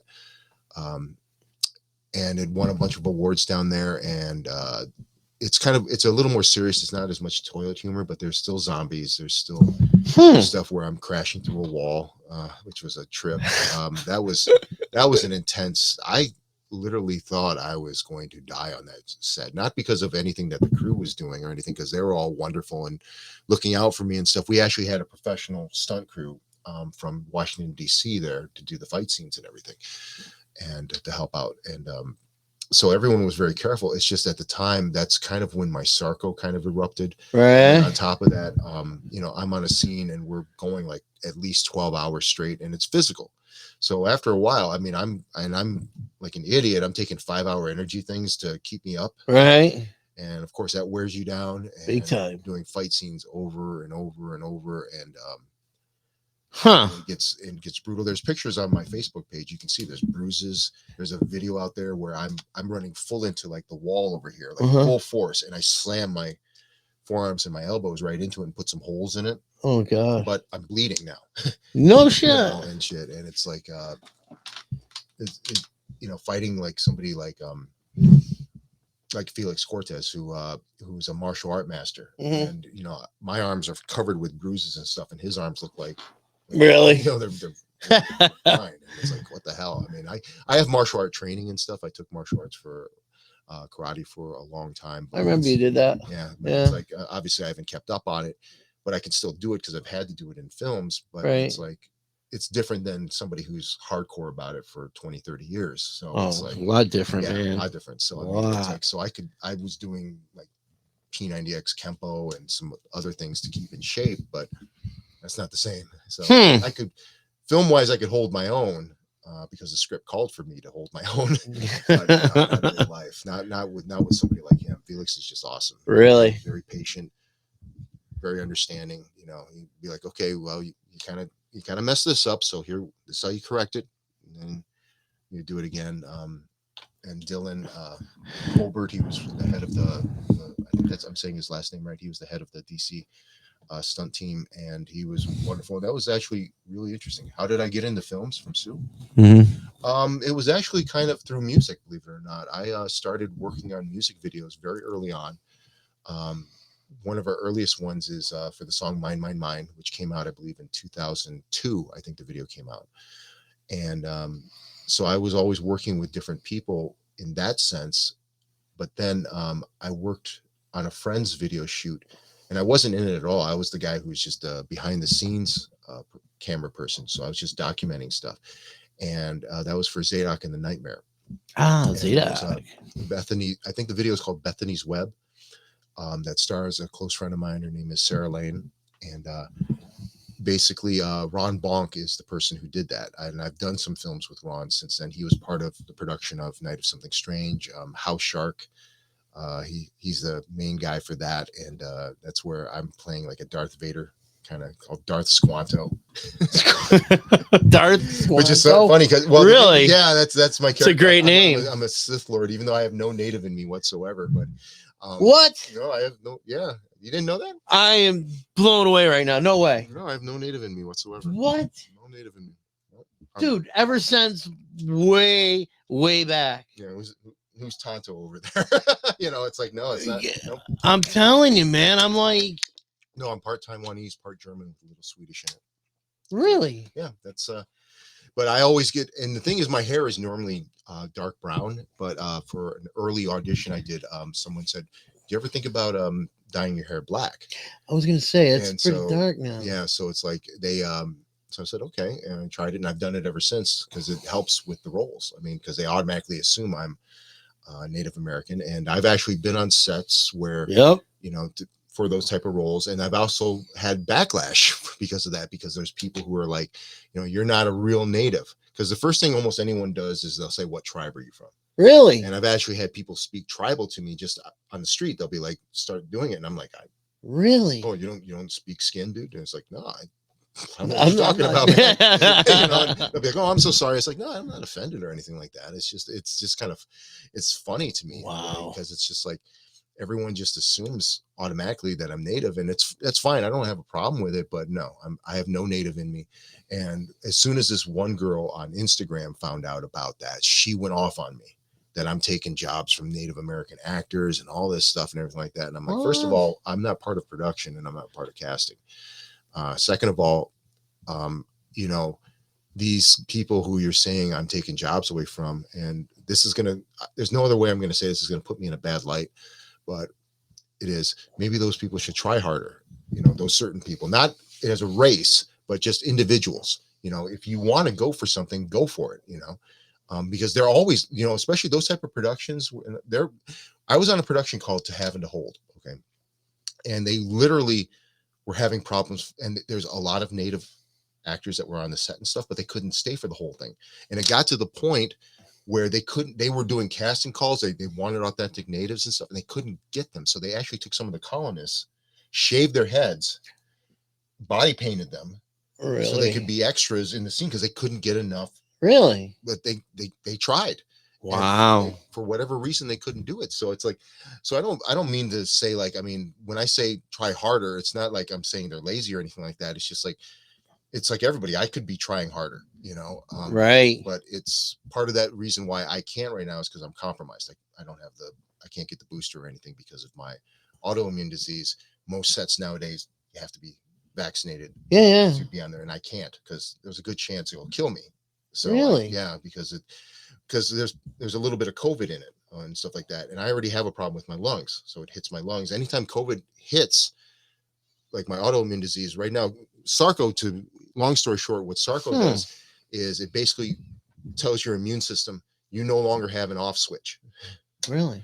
So what it does, it just keeps fighting, and it keeps fighting. That's why you get exhausted much faster. You have less energy, because there's no off switch. It just keeps going. So what happens then, something else comes into your system. Now it's fighting that on top of it. Now your immune system is totally overloaded, and and eventually it just collapses. And then everything comes in and wipes you out. Wow. So you have to be very careful about that kind of stuff. And you can't get a booster. I can't get a booster, no. Man. So and like you said, in a lot of places you got to have it. So that's another reason why currently my acting. So I don't want anybody to get the wrong idea when I say that, and I'm sure it'll be taken out of context or something like that. Somewhere, somehow, along one of these streams, I'm sure. But going back to the original question from Sue there, so Ron was doing that, and then I was like, hey, let's let me see what I can do with Ron. And then eventually, shortly after that, I would say within a year, I saw online a casting call for Night of Something Strange.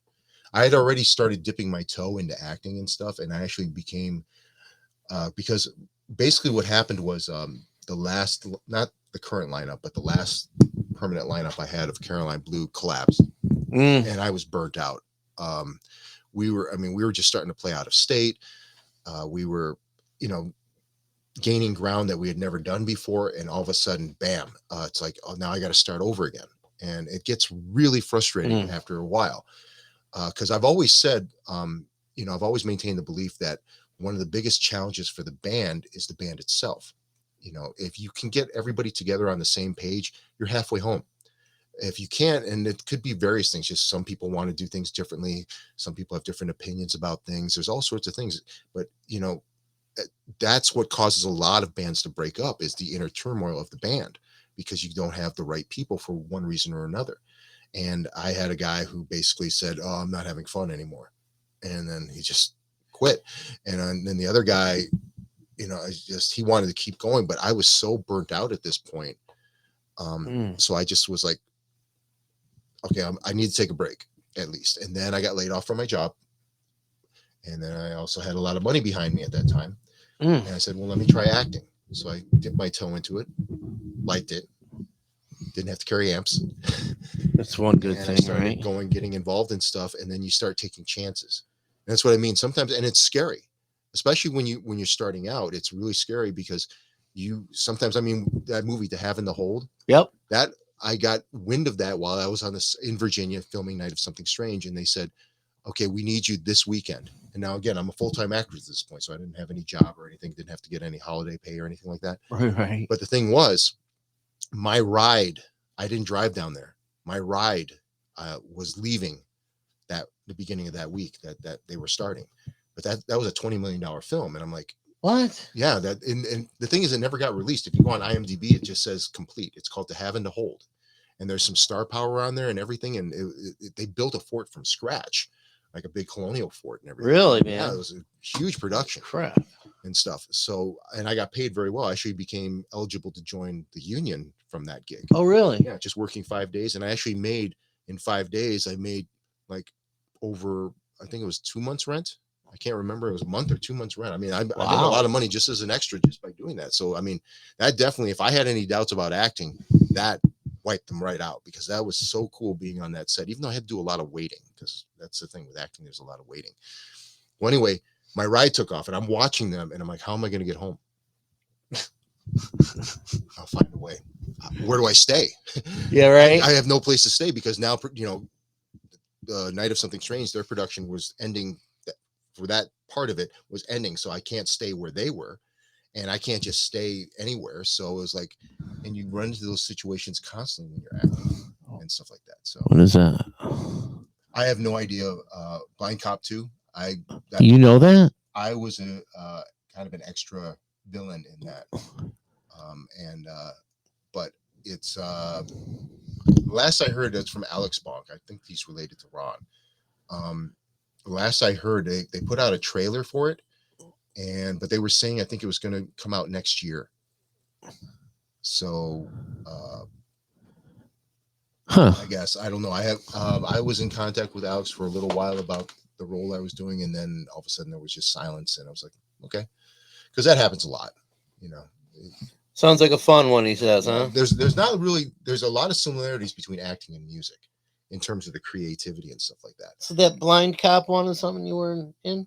Yeah, it was a very small role. There was like a gang of thugs. We were all wearing ski masks, so you wouldn't be able, maybe by my size, but you wouldn't really be able to tell it was me, and I didn't have any lines. Oh, okay. There was a time in my life, not too long ago, where I was hurting financially.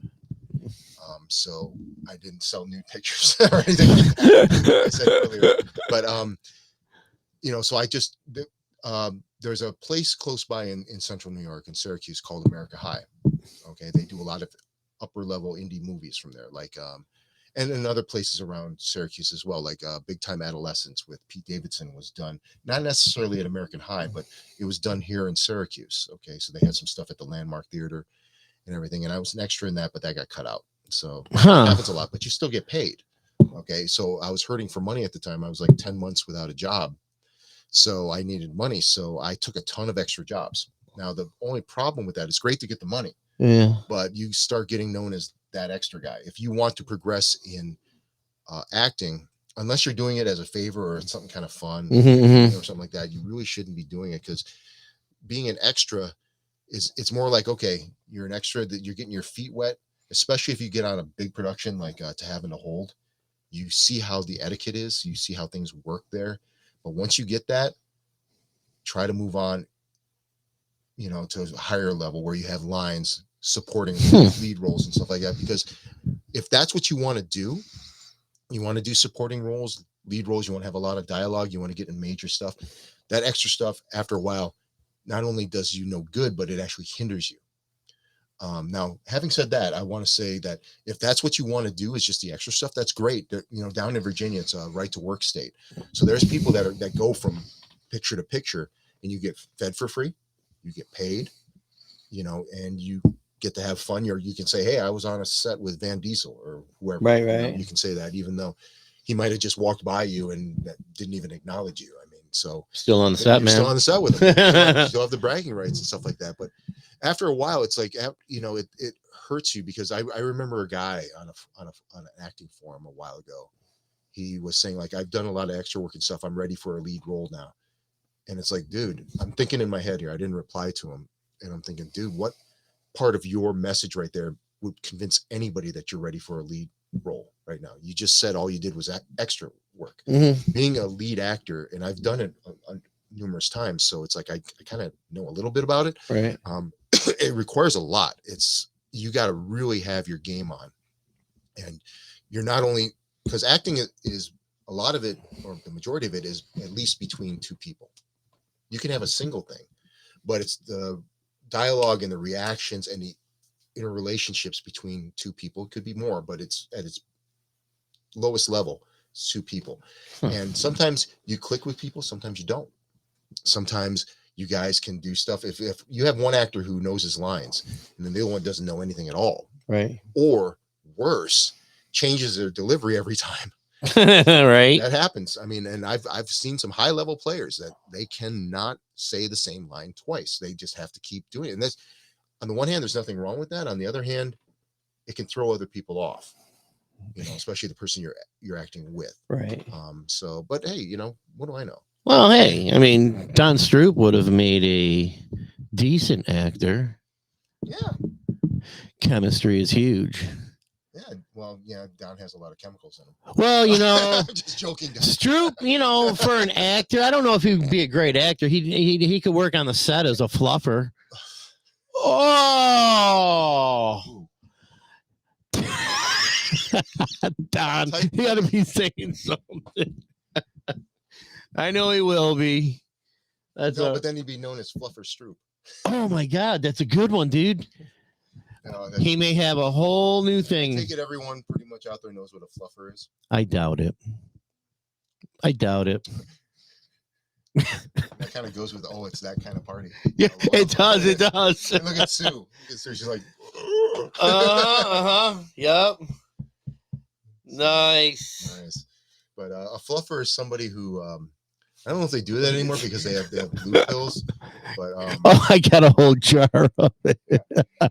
So there's that. But a fluffer was somebody that basically, for a guy in a porno film, sometimes they weren't up. They're sometimes up to the job. Yeah, they're sometimes their sail was half-mast. Sometimes the elevator wasn't working in their hotel, so they needed some handy assistance. So then you'd hear, fluffer. We can't even do that anymore. You hear that, and then the guy was ready up to speed. Look at that. It's like watching the delayed playback. I know, and it's great though. Someone's gonna use that as a GIF or something, or a GIF or whatever. Oh, absolutely. Well, I don't even know what the hell those things are called, man. GIF. It's GIF, because GIF. I remember talking to a friend of mine, and he got so, I guess, frustrated with me calling it a GIF. He actually went into his refrigerator and took out a thing of GIF. Peanut butter. This is a GIF. Beautiful. So acting wise, we got those two, and Johnny Z should be out hopefully by next year, and then possibly the sequel to Night of Something Strange would be after that. We'll see what happens with that, because a lot of things have changed. I mean, I filmed that back in 2011, and it didn't come out until 2016, and then Johnny Z I filmed like in 2017 or 2018, and now it's just coming out. So we'll see. How many have you done, man? Films? Yeah. If you take everything by media and stuff, I'd probably say over 100. Really? Yeah. I mean, there's a lot of little ones. There's some medium-sized ones. A lot of indie stuff. Ton of indie stuff. There's some stuff I've done. There was a movie. Some of the stuff has hit Netflix. There was a movie I was in called Mohawk. I don't know if it's still on there or not. I was just an extra, but I got shot, so that was nice. Really? Dave, Dave Garlow in the house.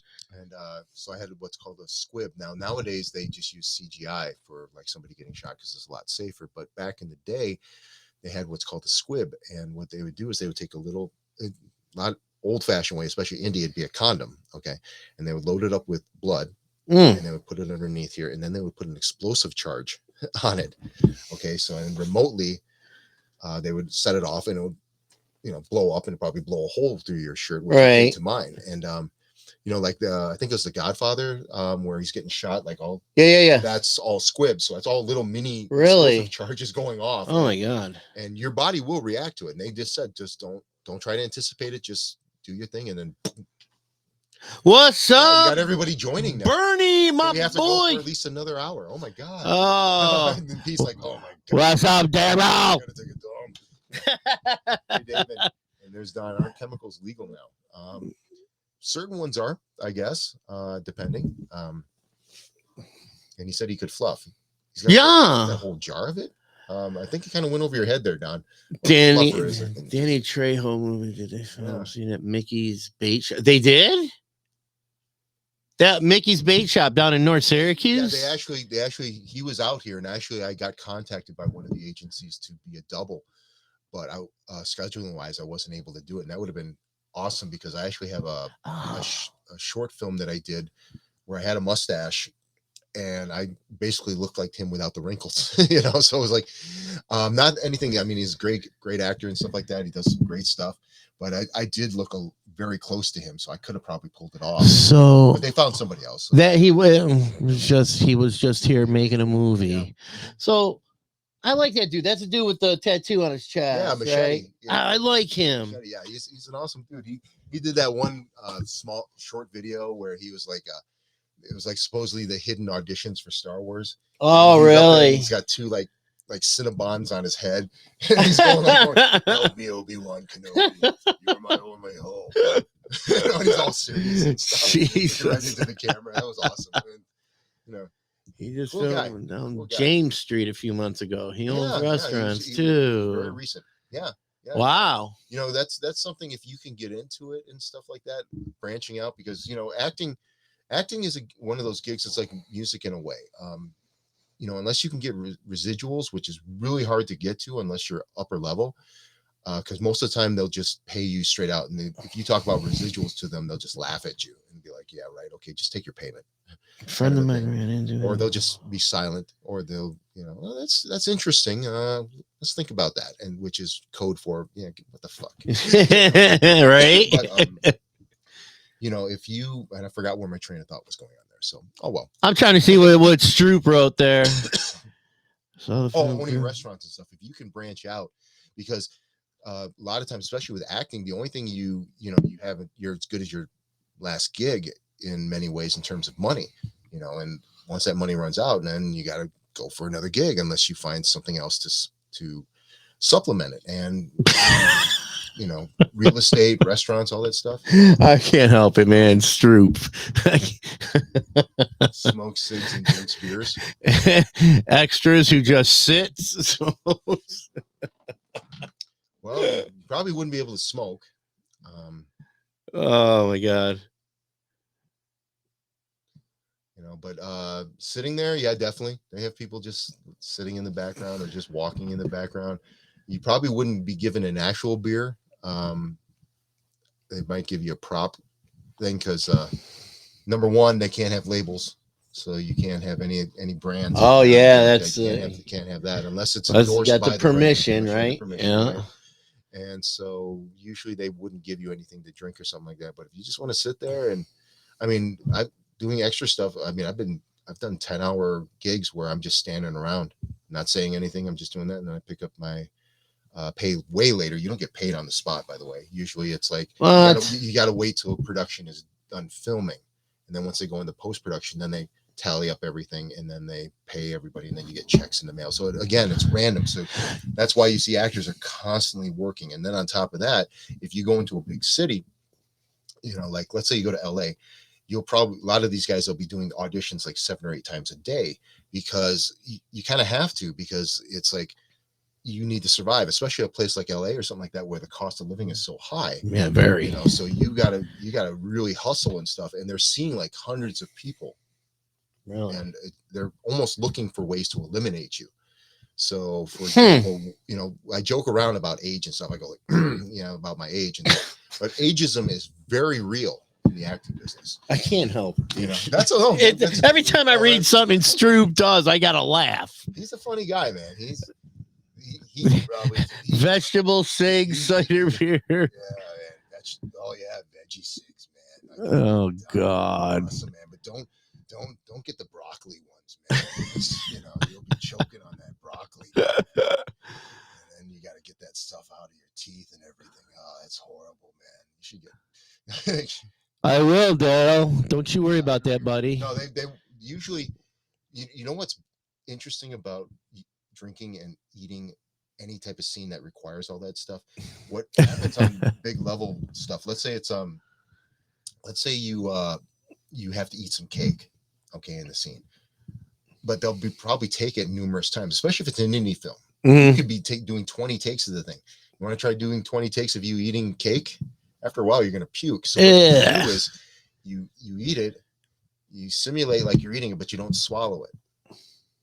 Get your minds out of the gutter, people. Wait, I was You just already gonna saw that. kill you on that one, man. What you do is you and then when they cut, you spit it into like a bucket or something, and then you get a fresh one, and so you're not eating it actually. So, Really? Yeah, they'll do that, and then they throw that stuff. Jesus. In a rock or somebody, and then somebody will sell it on eBay. Yeah, right.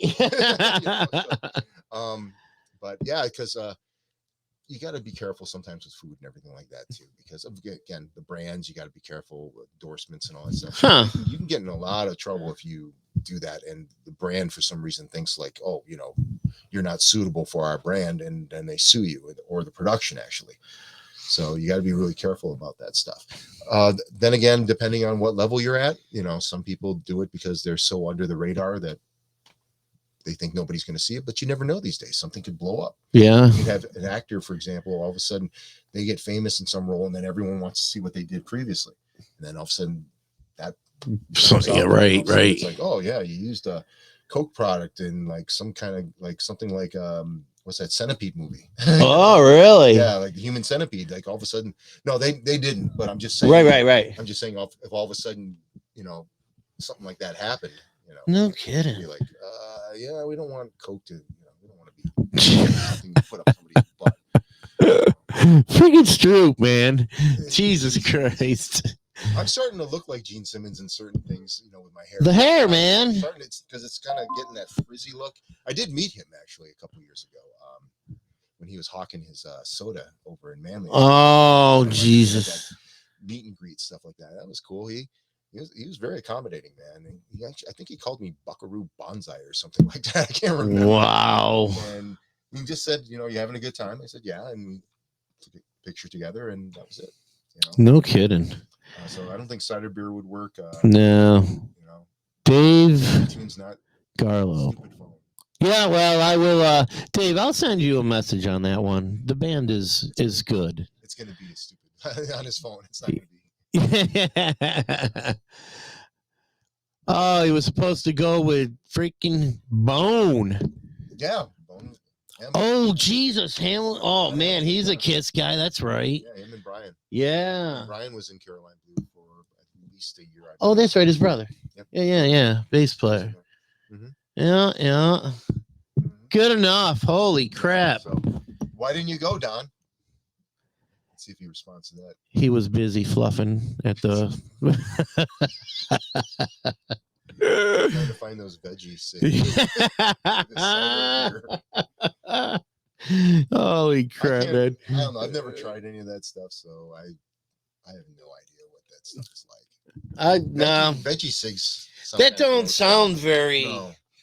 No, not at all, man. Oh no. Sounds gross. So that means there's like meaty cigs. Is it? Oh, geez, I could. Oh. Dude, man, I could totally. You said meat. Yeah, well, all right, we'll leave it alone. Well, there's that too. We'll leave that alone, man. Yeah, so. Sick. Yeah, plus I was doing some fluff stuff. That's why you got sick, Don. Exactly. Not that I know from personal experience, but you got to be careful when you're doing that,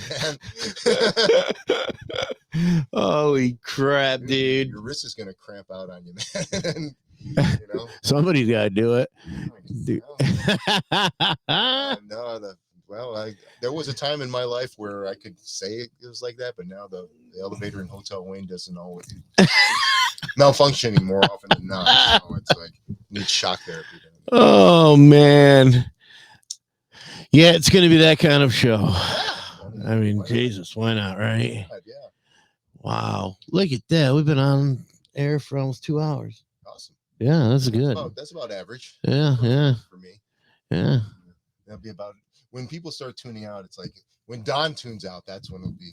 That's when it's over. Well, let me see. 2:30. Yeah, they're gonna have that SU games. 3:30. They'll probably. 3:30. We got what 30 more minutes probably. 2:38. They probably do the Are all you pre guys out there thing. going to check out the SU game? Hey, wait. I'm Fluff talking and peanut about butter. Fluff and Peanut Butter. You pervs. Bernie, how can I know when you are live next time? I'm not very up to date on the computer phones, but I like. Hey, Daryl, man, I got to give you my new number. You've got my old one, dude. Yeah, I won't do it here. I'll send you a message, man. We know you were on vacation. Yeah, very cool. Yeah. Yeah, it's like just so acting wise, it's like right now I'm a little limited and stuff, but I'm trying to do the best I can with what I have, and kind of the same with Caroline Blue. And I don't mean that in a bad way. I mean, this is a young lineup, you know, and you know, it's not like I mean, again, one of the members was 4 years old, you know, when I started playing Caroline Blue. Right, So right. that's a nice reality shock right there. And just going through, and we're going to be playing the game, so it's going to probably go back to 50-50. It's so weird because whenever I get in, like I started out the band, it's like it's going to be all original and stuff like that, and then I ran into all the roadblocks that all the original bands run into here. And you know, after a while you get kind of like, well, you don't want to be with 7 bands playing for 20 minutes all the time, you know. Right. You want to play longer, you know. And it'd be nice to get paid too. It'd be, you know, but you know, so you start playing the game, it's 50-50 when that, but every time I was more original oriented, I had the other people in the band, they would want to do more covers, you know, and then vice versa. If all of a sudden I got more into doing covers, Yeah, the lineup that want to do all originals, and it's like, and you know, it's one of those things where you know, I'm the guy who came up with Caroline Blue. I'm the leader of the band and everything like that, but it's not like everything, it's all me, you know. It's definitely not all me. But I do have a thing where, you know, I mentioned earlier, like one of the biggest challenges for a band is the band members and stuff like that. I actually have band contracts, believe it or not. I have everybody joins the band, they sign it. really? Yeah, so they know. So number one, so I can use footage, because if you have somebody in the band who leaves and all of a sudden they don't want, Oh, okay. all of a sudden all the stuff we did, it was just worthless. Now it's like I can't do anything. Right. And I'm actually in that situation early on before I started adopting, you know, contracts and stuff. So everything's laid out, and I have a interesting rule that is kind of, it happens anyway in bands, but it's usually unspoken. But I have no problem speaking about it, and it kind of gets me kind of like an ego label, but it's something that actually helps make bands move forward. And what it is I got this from a band I was in called Four Large Men. I remember that. Yep, back in the 90s. Roy, Mike, and Jerry. Unfortunately, Jerry passed away a couple of years ago. Yeah. But there's 2 parts to it, and I love the first part, and I can't stand the second part. The first part is everyone in the band has a say. That should be a given. Absolutely. Everyone should. But everyone has to agree in order to do something. That I absolutely hate, because that band Four Large Men, we were in gridlock for years because we could not all agree on the same thing. But while that's happening, there's usually that band, we were all nice guys, no assholes in the band. Yeah, right. There's always one guy who seems to get their way more, because, and especially if you're nice guys, it just kind of happens, and You got that like right. that. So what I changed that in Caroline Blue, it's like everyone has a say, but I have the final say, so we can keep moving forward. Now that doesn't mean I always get my way. There's many times I haven't gotten my way, you know, and even sometimes it's like, well, okay, you're not going to believe what I'm going to say here because I've gone through this before, but you're not believing me, and you're really, you know, you really are adamant about this. So, okay, well, let's do it. Maybe I'm wrong this time. Maybe some things have changed, and more often than not, they haven't. But it's sometimes they do. You know, there's been songs that were in the list where I'd be like, I never would have added them, but you know, somebody wanted to, and they really wanted to do it. I said, okay, let's do it. Why not? I got you. I know exactly what you mean, dude. The thing is, I know there's people who have been around the band who have wanted to join, and that sets them off. They don't want to do that because of that. But then I see them in other bands where you don't have that in a contract or something, but that's still happening. There's still a guy or woman, who is in control of the band. Usually there's a couple of people who are dominant, and then there's a couple of people that are passive. Exactly. They just want to play. Yeah, yeah. And that's fine. There's nothing wrong with that, but that just means the people who are more active. And if you have more than one, then they start butting heads. Yeah. Again, the biggest challenge is the band itself. It's like, if you can get everybody on the same wavelength, at least, there might be some differences here and there, but if you get everyone there, then you're halfway home, because that inter band turmoil will destroy a band faster than anything else. You are not kidding. So, and also here's another story, if I may. Another reason why I have contracts is because you're not going to see like Joe Blow's Caroline Blue playing somewhere. Okay. With X members of Caroline Blue, you're not going to see that, because unless it's a really early version of the band with people who didn't sign contracts. But even then, because I know a guy locally, I'm not going to say his name. I'm not going to say the name of the band. Okay. He started this band. They were doing pretty well. And then they started losing members, like any band. I mean, Caroline Blue at this point is kind of like, it's almost like Tempter back in the day. You remember? Oh, don't say that. There's their drummer. Yeah.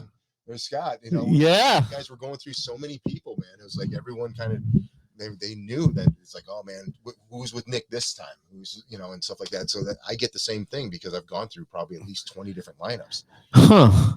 Well, it's not speed, dude. It's probably your coffee, man. Yeah. It's just something. But what happened is, basically people in the band started being replaced, and it got to the point where he was the only original person in the band. And then whatever happened, they ended up kicking that guy out. He's the guy who started the band. He came up with the name and everything, and they were still able to use everything. Really? He's out of the band, and they were still playing under their name. They were still playing the songs that they created and stuff like that. I said, that ain't gonna happen to me. No, Jesus. So that's part of it. But I mean, it's just good business. I mean, not to sound like Gene Simmons and stuff like that, but once you start making money, you're now in the music business, and right. And friendships are great and stuff like that, but money does strange things to people. It really does. You think? Yeah, man. Yeah, I've gone through it, man, where it's all of a sudden, it's like I got somebody who's a friend, and all of a sudden money got involved, and all of a sudden they're like bitching at me and all this stuff, and it's like, what the dude? It's like, it'll all be in the book. Boom, it's gonna come down here. Speed, because I'm speaking kind of fast. Oh, I got you. I'm kind of like that at times. So now Tempter, there he is. Was to talk like this and go this slow, we'd already be at the 4-hour mark. Yeah. Oh, you're such a dink. You know what? Yeah. And now John's gonna jump in there. Now he's bored. Yeah, bored. I mean, you're on a board. Yeah, because he spelled it wrong. Yeah, I was just gonna say that. Yeah. Wait. I've been told my voice can put people to sleep. So. And I got one for Scott. Shut your bitch ass up! Thank you. Pickering. By the way, this show is brought to you by Get Your Music Mixed. GetYourMusicMixed.com. How do you like that, buddy? There you go. Shameless plug, man. There's another shameless plug right here. Right here. Oh, that is. It is a very shameless plug. Steel Diamond Studio. Yes. And work right along with Scott Pickering there. He is the mastering master. Very good at it. Very, very good. As a matter of fact, he mastered my whole CD. Them are very cool. Well, you tap your phone with it, man, and the whole thing goes on your phone. You mean like all the porn goes onto my phone? Every bit of it. All of a sudden, it's like your signal is now being intercepted by Steel Diamond Studios. Oh, and it's brought to you by Sandy Duncan Whole Wheat Crackers. Wasn't she like Triscuit or? Don, we're like 10 conversations after that. Yep. She did the Triscuits, man. Holy crap. Well, I don't know, Wayne. It's everybody's gonna be Yeah, just to say also with Caroline Blue, we're working on that in regards to the live shows. We do have a new song called My Fingers. We're currently filming a music video for that. We've already done 2 days, 10 hours per day of filming on that. It's kind of like for a music video for that. It's like almost like a short horror film. And after we do that, we'll release that song. And then we are working on a new album, which should have been done back in 2008 or 9 or like that, because I have all the songs already basically written. And we're going to take it from there and just kind of repeat music videos, shows, albums, and just keep doing it and having a great time and hopefully expanding and not in that way. And my voice just got off. See that, man? I don't know what happened. See that? Almost SU time. Told you, man. So people is all saying great show. Danielle. Glad to hear. Heard she used to be. Oh, who? Sandy Duncan? She was? Oh, that's great. You just betrayed your age, dude. I don't think. Yeah. Sandy Duncan. She had the hair and she did the Triscuits. Oh, no, man, you know. It was buzzed There's up. some bald women out there. There's nothing wrong with that. No, not that there's anything wrong with that. There's nothing wrong with that. No. See, great show, glad to hear you're doing well. Almost SU time. Yeah, we know. Yeah, the game starts at 3:30, right? Yeah, so they come on at 3:00 and do all the bull crap. Yeah. That's why I wanted to get in early, because once 3:00 hits, man, that's it. Yeah. It's done. Yeah, we're in SU land. Well, dude, 45,000 people they sold. Jesus. 45,000 people? They sold 45,000 people. Wow, I didn't know they were in human trafficking. Stroop's old. We know, dude. We all are. This has been Yeah, dude, it's like you're still way on the other conversation. Yeah, dude. What are you doing? You gotta give me some shocks. Man, we're gonna shock him back into reality here. Wow. That's a good egg. He is a good egg. Another old reference there, so John. Ace Frehley reference, actually. You're old. Yeah, right? Yeah, yeah, we're both pretty old. All right there, Mr. Get some JD69. Botox soon. From the waist down. So There you go. There you go. straight down there. My fluffing days are over. Really? What happened, Don? He You, Don? probably got his teeth poked out. Well, no, that would make him Well, better. Well, no, you He'd be better, I would think. was he fluffing with his teeth? He was probably scraping. So I don't I've had a know. woman do that to me, and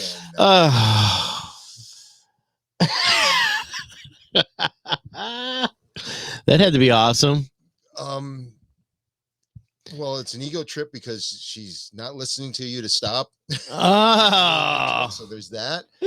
However, the pain you go through, wow. I mean, the pleasure is awesome, but the pain days later when you're like, because it left a mark, it wasn't like totally bleeding, but it was very red. It was very Oh, nice. She was the queen of pleasure. Dynamite drop in, huh? Yeah, that's a question to ask Chris. He's the one who came up with the majority of the lyrics. Oh, right. Working in porn style. Don just can't fluff like I. Oh, dude. Well, that's too bad. I'm sorry to hear that. That's really, You got to eat more caviar, Don. You get those fish eggs in you, then you can fluff. Yeah, take some brewer's yeast, dude. Don't worry about it. Yeah, use the blue pills, man. Something. Whatever. Pink pills. Yeah, pink ones? What's Pink that? ones. I don't know, dude. I don't know. La. Yeah. Well, that was W. You want to throw some plugs on websites? Plugs for hair? Your hair plugs, dude. Yeah, websites, anything, man. Put it out there. Well, first of all, I have my personal site, WayneWJohnson.com, which I do try to keep updated and stuff like that. It's a little behind at the moment right now, but there's that. Change of flavor. I like how he spelled flavor. I see that. It's part of the- Well, our audience isn't too bright today, are they? No, it's great. That's Okay. That's modern lingo. It does change it, Don. It's just not too much salt, dude. That's a cool dude. That whole gang. I used to hang out with him. Yep. Bone and John Malia and all those guys, man. It was like Fun dudes. eating dipsy doodles all day long. But you got my website, WayneWJohnson.com. Yep. There's CarolineBlue.com. I own both CarolineBlue.com and CarolineBlue.net. CarolineBlue.net is up, although there's large holes in it because I had to port it over from where it was before. Caroline Blue, basically, if you click on there, it just comes to a page that says under construction, go to CarolineBlue.net. And there's a link there for there. So .net. That's where it started, actually. When I first started the band was under CarolineBlue.net because I couldn't get CarolineBlue.com for another year. So then you got that. Facebook, it's Wayne W. Johnson. My acting page is WWJ Official. Caroline Blue is Caroline Blue Official. Musician page is, I think, WWJ Musician. Again, I keep different just for convenience for people. Then there's Instagram, Wayne W. Johnson. Twitter, it's Wayne W. Johnson or Caroline Blue Official, something like that. I don't use Twitter that much, unfortunately. YouTube, it's WWJ Official or Caroline Blue Official. So usually anything online is something that either WWJ or Caroline Blue, and then there's official after that, because Caroline Blue, here's a little trick. If you go to Google Alerts, and this is for free, okay, what you can do is you can have it set up so anytime Google's spiders put something into their database, you get an email notifying you. So anytime something they pick up as Caroline Blue, I get an email. Unfortunately, most of the time it's the color, like Caroline Blue vase, or something that's that light color or something. Or sometimes I'll get Carolina Blue. Okay. But back when the band was heavy, it was more the band. Because sometimes I'll find reviews that I never would have known of, especially the bad ones. Because nobody notifies me. And some of them are pretty funny. Some of them I remember. And by the way, Google Alerts, that's for free. But I remember one time there was a site called Rock Confidential. I don't think the forum's not there anymore, but when it did, and this is when Mike was like a temp on drums, Mike Merrifield. Oh yeah. And Azrael Mordecai, I think, was the bass player at the time. Yeah. And what they did was somebody took my picture, started a thread on it, and they just raked me over the coals. They just blasted me apart. All this stuff, and just a lot of stupid stuff. I mean, like I had an Iceman Ibanez guitar. Oh yeah, I don't think that's like a cheap knockoff. I don't think that's even a real one. I bet he doesn't like Slayer. It's like, I don't really listen to Slayer. I'm sorry. I do like a few songs. Right. What does that?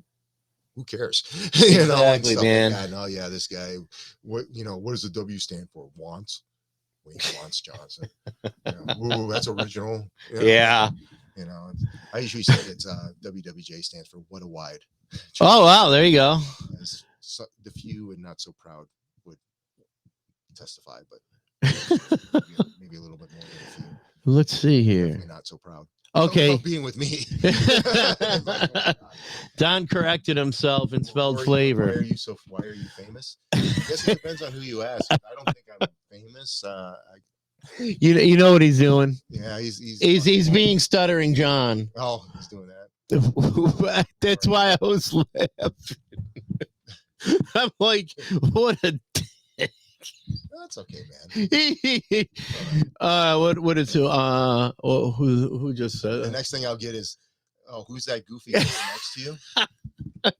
I tell you what, pal. All right. I got you. He's Pete Recchie. Yeah. The third. Yeah. What the frig? Hi, Wayne. Who's that goofy? Pete Recchie second was the guy with the big, with the hair and the rainbow. Yes. Mork the Orc. That was number 2, and now we got number 3. Yeah, the Roberts is on. Perfect time of the year to get him an acting job. Oh yeah, a friend of mine, Mike. This is all he did. This is like his favorite time of year. Yeah. Actually, he's Halloween all year round. Yeah, I actually used to work in like they have the Fright Night and all that stuff. Whatever it is over at the fair.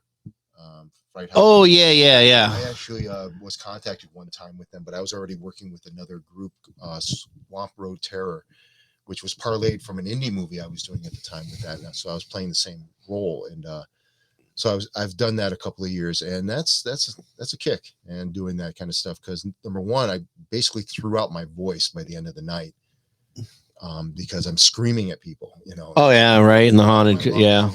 you know, and we got to the house from the trail. You go through this trail and there's people scaring you and stuff. And then you finally get to the house, and I'm in the house, and I'm in 3 different areas. So I do my first scare, then sprint over to the No next kidding, reset, man. and I'm in total darkness. And then I jump out there, and then there was one final one, and you're screaming at the top of your lungs at each time. And it's just like, you know, after 3 hours, it's like, man, you know, it's like shit. Ah. Tell them to shoot up. I think Scott meant to say shut up. I don't know. Tell him to shut up, Wayne. Now it's just Scott, man. It's I can use the stuff that they put in the veggie cigs that John likes. Yeah. Listen, I know this dude. I know Scott very well. I know what he means. He's such a dink. Remember Scott back in the day, man? Sound guy, did all that shit at Fuco's. Remember? Had the big hair. Huh? Is that Hollywood?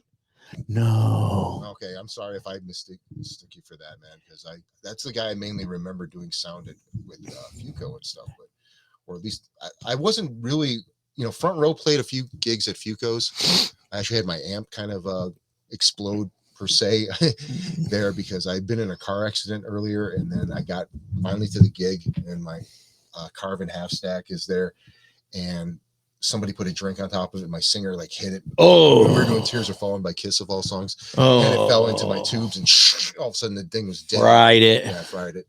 So the board had to be replaced and stuff like that.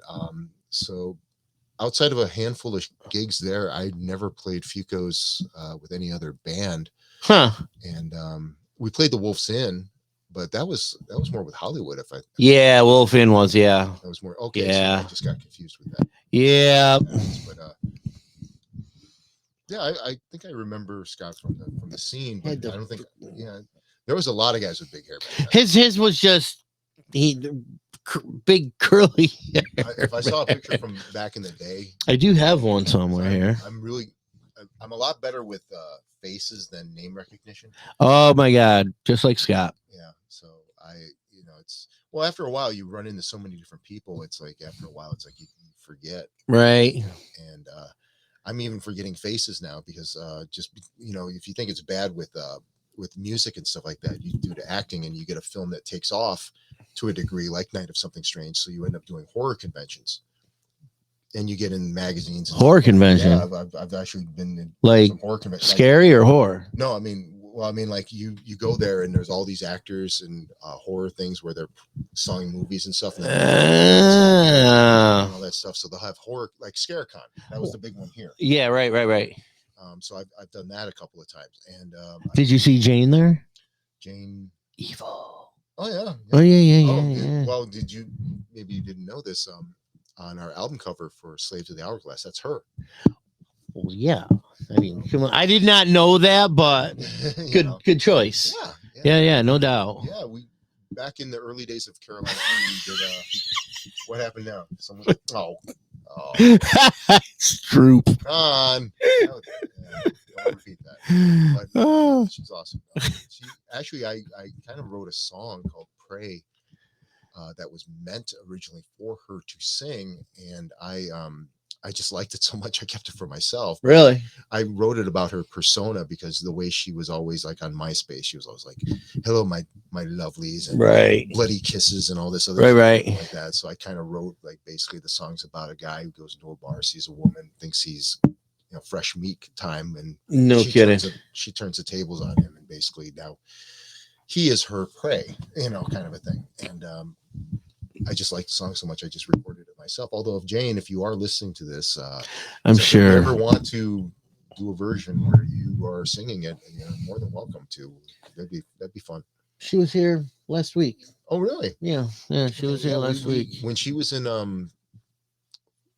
Fallen Angel. No, that's a song. It was what's the band she was in? Adrenaline. Haunted by Angels. I'm sorry. Okay. Yeah, Haunted by Angels. When she was in that, we and even a little bit after she got out of that, she was actually around Caroline Blue for a while. Oh yeah. And she would come up and guest on a song or two. And we did that in Utica and Syracuse and stuff like that. And then there was some time where she wasn't doing anything. She was looking for bands, and I always encouraged her. I said, do something on your own, man. Yeah. And then I think she finally did, and she's in a band now. I can't remember what it's called. Adrenaline. Yeah. They just played in Rochester. Yeah. Cover band, right?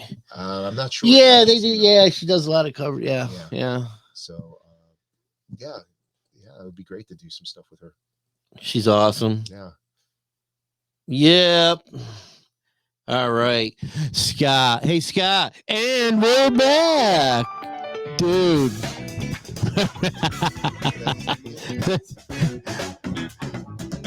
And we're back. No, we weren't recording all this. No, time? we were. We just. So this is the start of everything. You researched my previous interviews and said this guy talks way too long. We're gonna make sure we're gonna get his talking out of the way. He's gonna actually get to the actual interview. Yeah, right. Yeah. I got punked. Oh, we got punked. What time we got? Oh, 5 after 3. I know everybody's so anxious for the big game. Well, yeah. So you plugged all your sites. You're all good, right? Pretty much, yeah. WWJ. Look out for Caroline Blue playing live music videos, new songs, and the new album is actually because it was supposed to be an immediate follow-up to Not for the Innocent. That came out in 2007, so it was going to be a little more sexual, in a sense, a little more positive. But then it's going to go. The album after that is going right into my depression era. All right, okay. More painful stuff. So don't forget it's .net. .net. But you can go to .com. Oh yeah, will it work? Yeah, it'll work. It'll go right. You'll go to a page that just says under construction. Oh, okay. .net. I gotcha. So I wanted to make sure because that was an error that happened with the show in terms of we had .com on the show flyers, but it wasn't up, and it was just like, Next time, bring old clips. Of Tempter. BRIGING. Informational. Closer. Next time, bring old clips. Breegy, brogy. Is that like something like today's? I have to go up on Urban Dictionary. We might have to, dude. I don't know. Bring old clips. I get it. All right. Old clips of I will say this, I've got a ton videos. I have a ton of stuff, not just Caroline Blue. Every Caroline Blue show, with the exception of one, has been filmed. And that one, we had a camera there, but early on someone knocked into it, so all you see for the whole show is our shoes. Bye, Don. So, but it's like have a good one, Don. Thanks for dropping in. Appreciate it. Don't take too many veggie cigs. watch your wrist, okay? Yeah, you're gonna go blind. Yeah, but, I've got from the other bands, and it's so funny. Remember how I used to bug you so much for that first video? Oh my God! Remember how much I was bugging the hell out of you, and I finally got it, and it was a copy of a copy of a copy or something like that. Really? It was like really old generation. This thing is on. I still have it. It's on one of those really small, like an ADAT almost. Oh, really? And I have to get an adapter to put it in the VHS thing. Oh, okay. Because it's a tape, Yeah, because my version that I have, I think I still have it. It's actually got the Queen of Pleasure on it. It does. It does have it on there. Everything else was covers. That was the only original we had at the time. That's right. And although we started on another one, and I actually took all the stuff that I did on there and I put it into a Caroline Blue song called "Far Away from Home." If you heard it, you might recognize what it is. So it's like, but my version of that show, it seems like it's third or fourth generation. Mm-hmm. So it's got, and I have a program that can help with that, but I just have to learn how to use it.